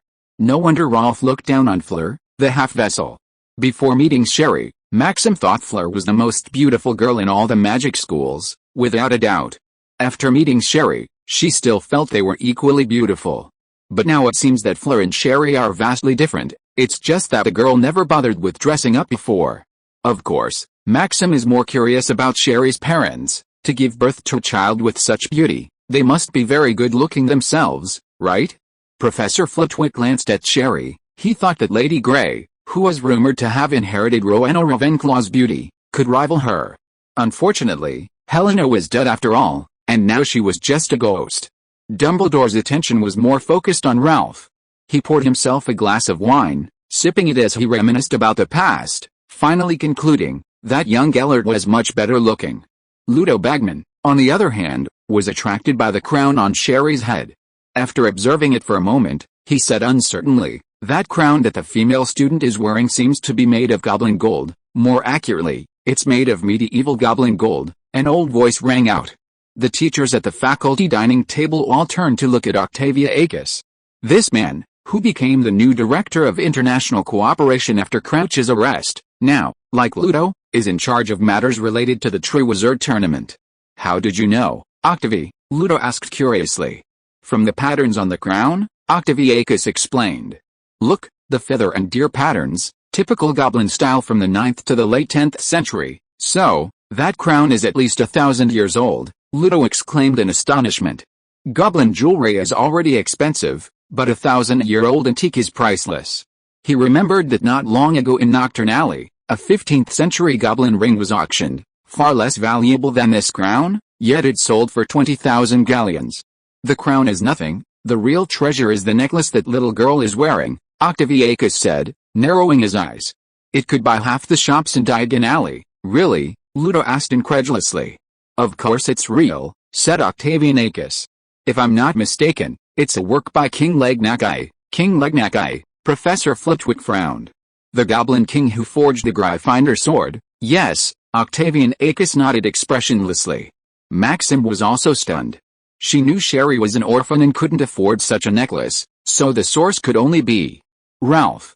Maxim's feelings suddenly became complicated. She had never received such a valuable gift in her life. And Ralph had casually given away too. Maxim was incredibly envious. If she had known Ralph was so generous, she would have been willing to swallow her pride and be his dance partner. Dumbledore looked up at the new director of international cooperation. Octavianacus was very old, his face wrinkled, but his hair was as black as night, without a single white strand. A piece of black leather covered his left eye, where he seemed to be blind. "Mr. Acus, are you familiar with goblin-crafted artifacts?" "A little, Professor Dumbledore." Acus didn't avoid Dumbledore's eyes. Instead, he met his gaze with his right eye, a slight smile playing on his lips. "That's the advantage of being older, you always see more than younger people. When you reach my age, you'll naturally have the same wealth of knowledge." Dumbledore's sharp eyes narrowed instantly. At the dining table, as Ralph and Sherry sat down, Margaery and Hermione followed closely behind, and the Fleur sisters arrived as well. Gabrielle, following Ralph's advice, had taken a growth potion, adding 5 years to her age. Now, sitting next to Fleur, they looked like twin sisters. Gabrielle, feeling quite hungry as the food was slow to arrive, muttered, "Why hasn't the dinner started yet?" "It has," Ralph said, picking up the menu and smiling.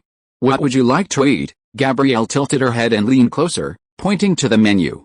"This, and this." Ralph nodded and, pointing to Gabrielle's plate, clearly said, "Crabro vanilla pudding and prosciutto salad with wine jelly." As soon as he finished speaking, the pudding and salad appeared on her plate. Many students who had been watching Ralph's table saw his actions and, realizing what he meant, began to imitate him.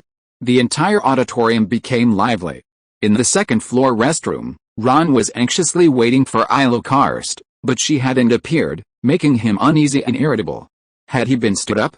Ron couldn't help but want to return to the auditorium when a voice suddenly rang in his ear. "What are you doing?" Ron thought Ilo had arrived, so he turned around in surprise, only to see a short, fat ghost floating behind him. "Moaning Myrtle? What are you doing here?" "This is where I live." Myrtle looked at Ron suspiciously. "But why are you standing suspiciously at the women's restroom door? You're not trying to peep in, are you? You pervert." "No," Ron quickly explained, "I'm waiting for someone, to go to the ball together." "Waiting for someone? I'm the only girl around here, could it be?" Myrtle smoothed her bangs and said shyly, "You're waiting for me, to go to the ball together?" "No, not you," Ron stammered, I'm waiting for Elocharst of Hufflepuff." Myrtle's face immediately changed.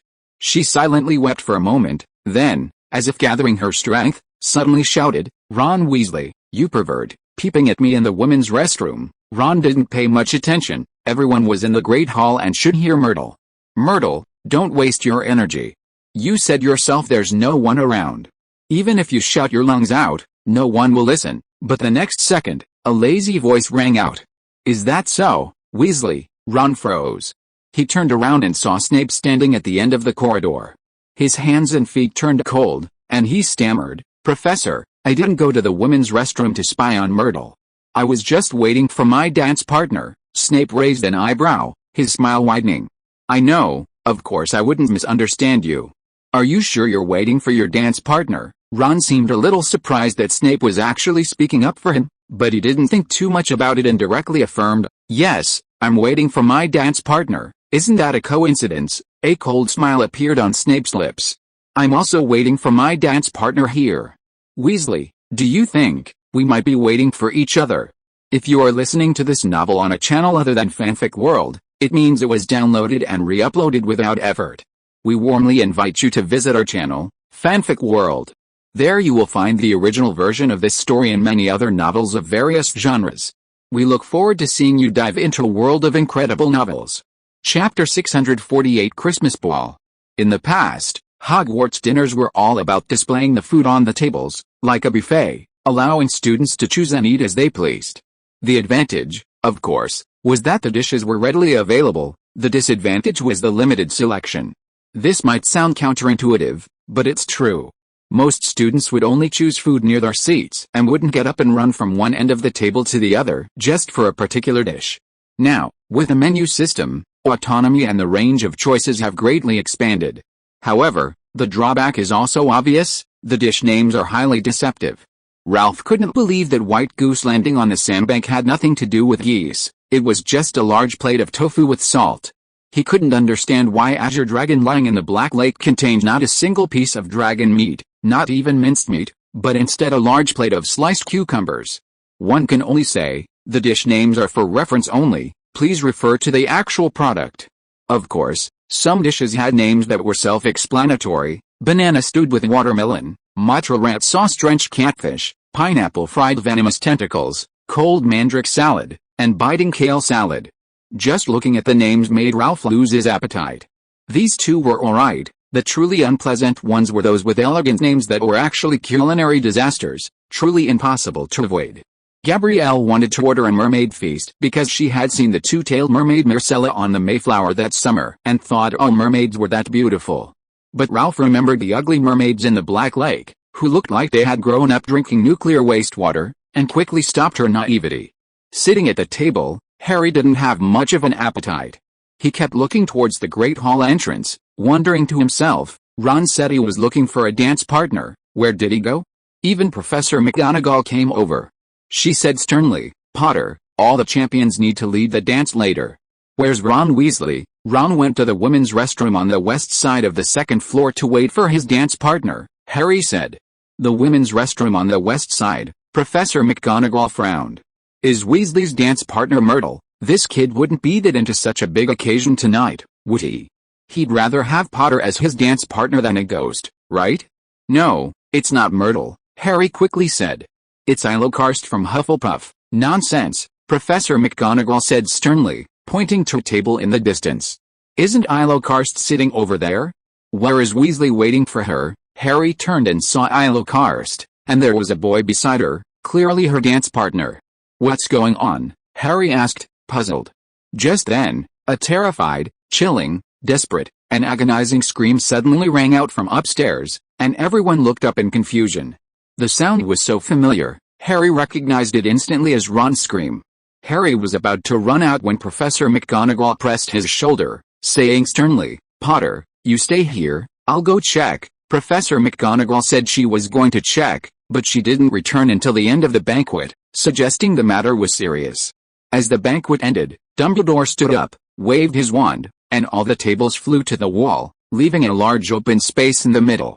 He then conjured a tall stage against the right wall, upon which sat a drum set, several guitars, a lute, a cello, and several organs. The famous wizarding band, the eccentric sisters, took to the stage, and the students erupted in thunderous applause. Soon, a waltz filled the great hall, its smooth and delicate music announcing the start of the Christmas ball. The warriors needed a lead dancer. It was a tradition of the True Wizard tournament. Ralph bowed slightly, extended his hand to Shirley, and politely asked, "Beautiful lady, may I invite you to dance?" Shirley looked at Ralph, a smile appearing on her stunningly beautiful face, both shy and sweet. She softly replied, "It would be my pleasure." The girl placed her hand in Ralph's palm, and he took her hand, leading her to the center of the hall under the watchful eyes of everyone. A group of female students stared at Shirley, their eyes filled with intense envy and jealousy. Shirley felt a little nervous under their intense gaze. Ralph's fingers caressed the back of her hand, his eyes gentle as he said, "Don't be afraid, Shirley." Her palms sweaty, softly hummed in agreement. She raised her left hand, her thumb and forefinger resting on Ralph's right shoulder, while Ralph's right hand rested on the girl's back. They began to dance lightly and gracefully to the rhythm of the music, swaying slowly on the smooth floor. At first, the two danced slowly, but as their bodies adjusted to the music, they gradually quickened their pace. By this time, Shirley's nervousness had vanished. She moved in sync with the music, her movements intertwining with Ralph's, sometimes close, sometimes separate, sometimes spinning, sometimes swaying. The girl's steps were light and elegant, like a beautiful butterfly fluttering about, ethereal and graceful. Ralph stared intently at Shirley, and the girl did the same, gazing at the boy with deep affection, her face radiating joy, a happy smile on her lips. Their dance was so beautiful that it captivated everyone in the hall. Even the other lead dancers couldn't help but stop and look at Ralph and Shirley. The strange sisters also noticed the two dazzling figures in the center of the dance, and their music suddenly quickened, becoming even more cheerful and light. Ralph and Shirley's movements became increasingly complex and difficult. This wasn't their first time dancing together, but it was definitely their most synchronized performance yet, as if they had rehearsed for years. As the music reached its climax, Shirley pressed her fingers against Ralph's palm and began to spin in circles. Her long, wine-red hair floated lightly, like flickering flames. The girl's snow-white skirt cascaded out in layers, its long, flowing skirt, trimmed with silver thread, billowing in the wind like a water lily unfolding its intricate petals. Shirley spun continuously, feeling everything around her spin along with her, the lights, the candles, the ceiling, and the entire dance floor, as if a disc were rotating on an axis. But she wasn't worried about losing her balance. She completely trusted Ralph's arms to support her. When the girl completed her last step, a pair of large hands were already around her waist. Ralph held Shirley completely in his arms, as if holding a precious ray of moonlight, carefully and tenderly. Dumbledore led the applause, and soon everyone joined in, like birds taking flight, the applause resounding throughout the great hall. Chapter 649 Christmas Ball. After the music ended, all the students, with their partners, entered the dance floor to enjoy the Christmas ball with the brave dancers. The vibrant boys and girls twirled endlessly in the auditorium to the plaintive strains of Hungarian Rhapsody No. 6, their hundreds of gold and silver dancing shoes creating a rhythmic clatter. Their excited faces, like rose petals scattered by the music, drifted throughout the hall. A large area in the center of the ballroom was reserved for Ralph and Shirley. No one wanted to stand in stark contrast to the radiant couple and become their foil. In fact, most of the students' dancing was quite clumsy. Standing on the dance floor, Hannah frequently frowned and dodged, while Neville consistently managed to step precisely on her feet to the beat. Was he doing it on purpose? Justin even left 7 or 8 footprints on Susan's new dress, turning her once beautiful white gown gray. Macmillan, however, was quite experienced. His shoes were specially made. The moment someone stepped on them, a row of sharp spikes would rise from the surface. Thus, just 3 minutes into the dance, Macmillan was permanently without a partner. Fred and Angelina's movements were so exaggerated that they looked more like they were playing Quidditch than dancing, causing those around them to scramble back to avoid being injured. It wasn't just the students, the professor's waltzes were also absurd. Mrs. Pomfrey, as if possessed by obsessive-compulsive disorder, held a ruler and measured the distance from shoulder to waist 1/3. This was the optimal arm position taught in the book, and she demanded that her partner maintain it. For others, it was no problem, but for Professor Flitwick, it was a nightmare. He struggled to even reach that point on his tiptoes. As regulars at the ball, both Dumbledore and Mrs. Maxime were skilled in the waltz. Therefore, when they danced together, their steps were exceptionally graceful. The only incongruous thing was that Dumbledore looked like a dwarf compared to Mrs. Maxim. So, everyone saw Maxim raising her arm high, while Dumbledore grabbed her hand and spun her around, a truly bizarre scene. Mad-Eye Moody was also awkwardly dancing with Professor Sinistet, the astronomy professor. Professor Sinistet accidentally stepped on his wooden prosthetic leg, which had a button on it, causing a large glass top to fall out. Moody explained gruffly, "This is a spyglass. If there's anyone untrustworthy around, it will light up and spin to warn me." As Moody bent down to pick up the spyglass, something that looked like a golden antenna accidentally fell into his jacket pocket. "This is a magical detector. It vibrates when it detects a lie," Professor Moody added. "We're at a ball now, there's no danger," Professor Sinister said speechlessly. "Why are you bringing all this?" "That's not necessarily true," Moody said seriously. "I once attended a ball where a wizard was stabbed to death by his dance partner. We need to be vigilant at all times and never let our guard down." Sinister already regretted accepting Moody's invitation. At this moment, Malfoy, with Pansy in his arms, twirled past the detector. Pansy still remembered the conflict before the ball, and she asked with a straight face, "Draco, am I really as ugly as Potter said?" "Like a poodle." Malfoy shook his head, and said affectionately, "Don't listen to Potter's nonsense, Pansy. I think you're very beautiful." The detector suddenly vibrated, and the four of them stared at each other, creating an extremely awkward situation. "See? It makes a sound when you lie," Moody said to Sinisted. "I'll have to recommend all the girls buy one for Defense Against the Dark Arts this semester, so they don't get fooled by the boys' sweet talk." "I didn't lie," Malfoy cried out guiltily. "Pansy, this thing is definitely broken. No matter what you say, it'll keep buzzing. Let's test it." "I love Harry Potter." The detector immediately stopped vibrating. "I hate Potter." The detector started vibrating again, and very rapidly. Pansy let go of Malfoy's hand, covered her face, and ran away heartbroken. Meanwhile, Harry, unaware that he had just ruined a dance, was absent-mindedly dancing with Parvati. It was more like swaying in place than dancing. Harry didn't want to move much, just dragging his feet back and forth. His gaze was mostly on Cho Chang, who was dancing with Cedric, and they seemed to have kissed briefly. The lights were too bright for Harry to see clearly, but it was enough to annoy him. Parvati glared at Harry resentfully. "I'm not saying you have to be as skilled and graceful as Ralph, making your partner enjoy herself, but at least move around a bit.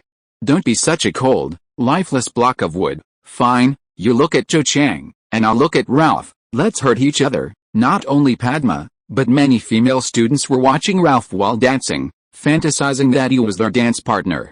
Ralph, standing in the center of the dance floor, also felt many strange gazes, but he didn't care, focusing only on dancing with Sherry. They danced 3 dances in a row, and seeing that Sherry was getting tired, Ralph led her away from the dance floor and sat down at a table in the corner. Ralph quickly brought over 2 glasses of chilled butterbeer. Shirley took the beer, took a big gulp, and panted, "I'm so tired, I need to rest for a while." "Are your legs sore?" Ralph smiled. "Let me massage your legs for you." "My massage skills are professional." Shirley remembered the last time she sprained her ankle. The boy offered to massage it for her, and as he massaged it, his hands would wander restlessly to her legs. Thinking of this, the girl's face flushed, and she gave Ralph a charmingly reproachful look, saying, "No, there are too many people here. Let's talk about it after the ball." "Then let's go back now," Ralph said impatiently. Gabrielle, who had finished dancing with Flora and was also resting nearby, was holding a seashell-shaped gilded silver cup in her left hand, eating cherry liqueur ice cream. Hearing that Ralph was going back, she forgot about her ice cream and immediately jumped up, plopping down on his lap, yelling, "Don't go back.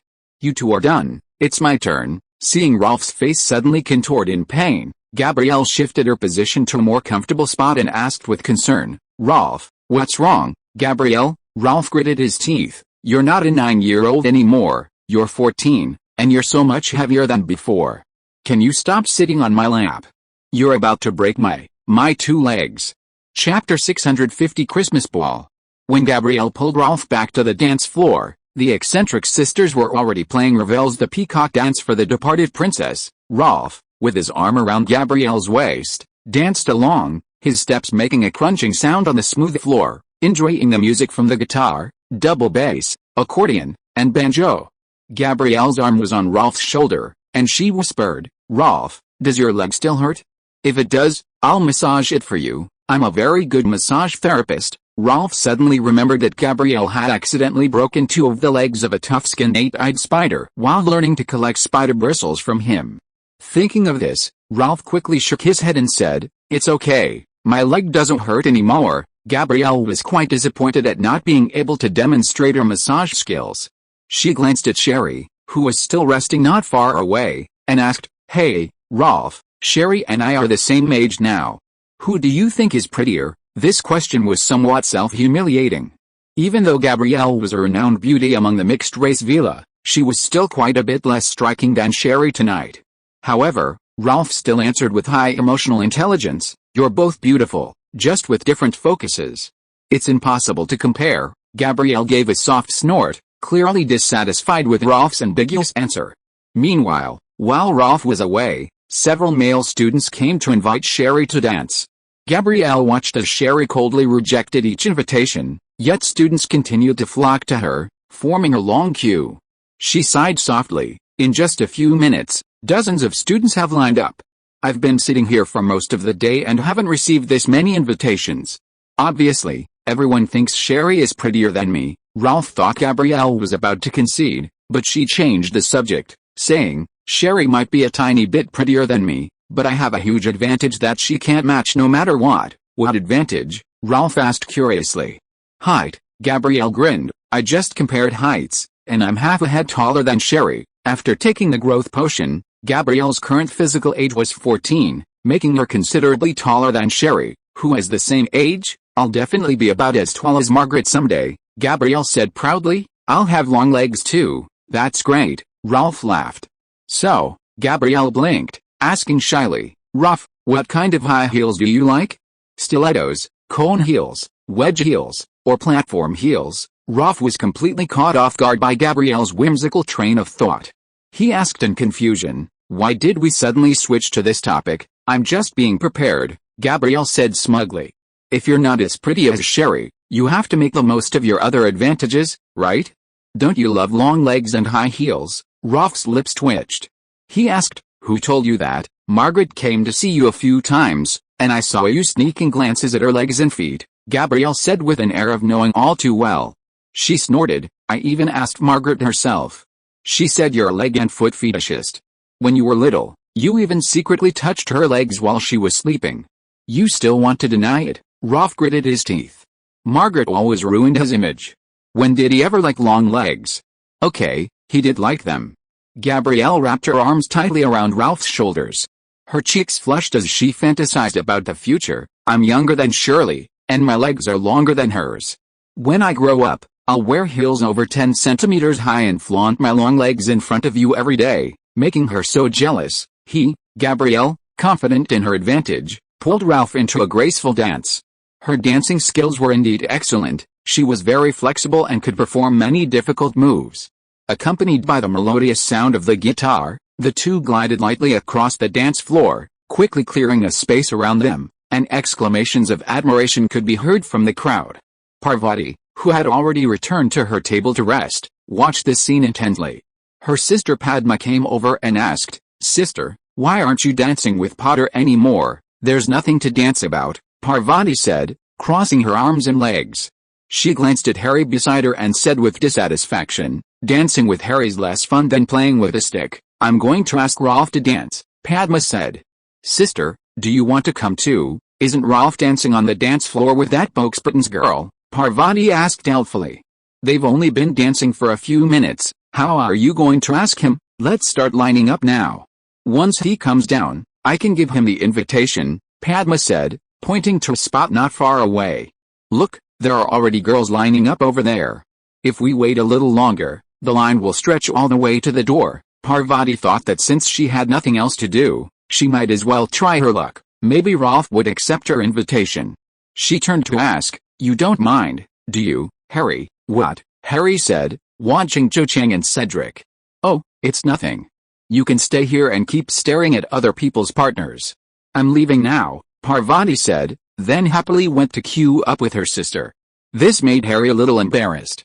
He looked away and suddenly saw Professor McGonagall, so he hurried over and asked in a hurried voice, "Professor McGonagall, have you found Ron?" "I have." Professor McGonagall looked terrible.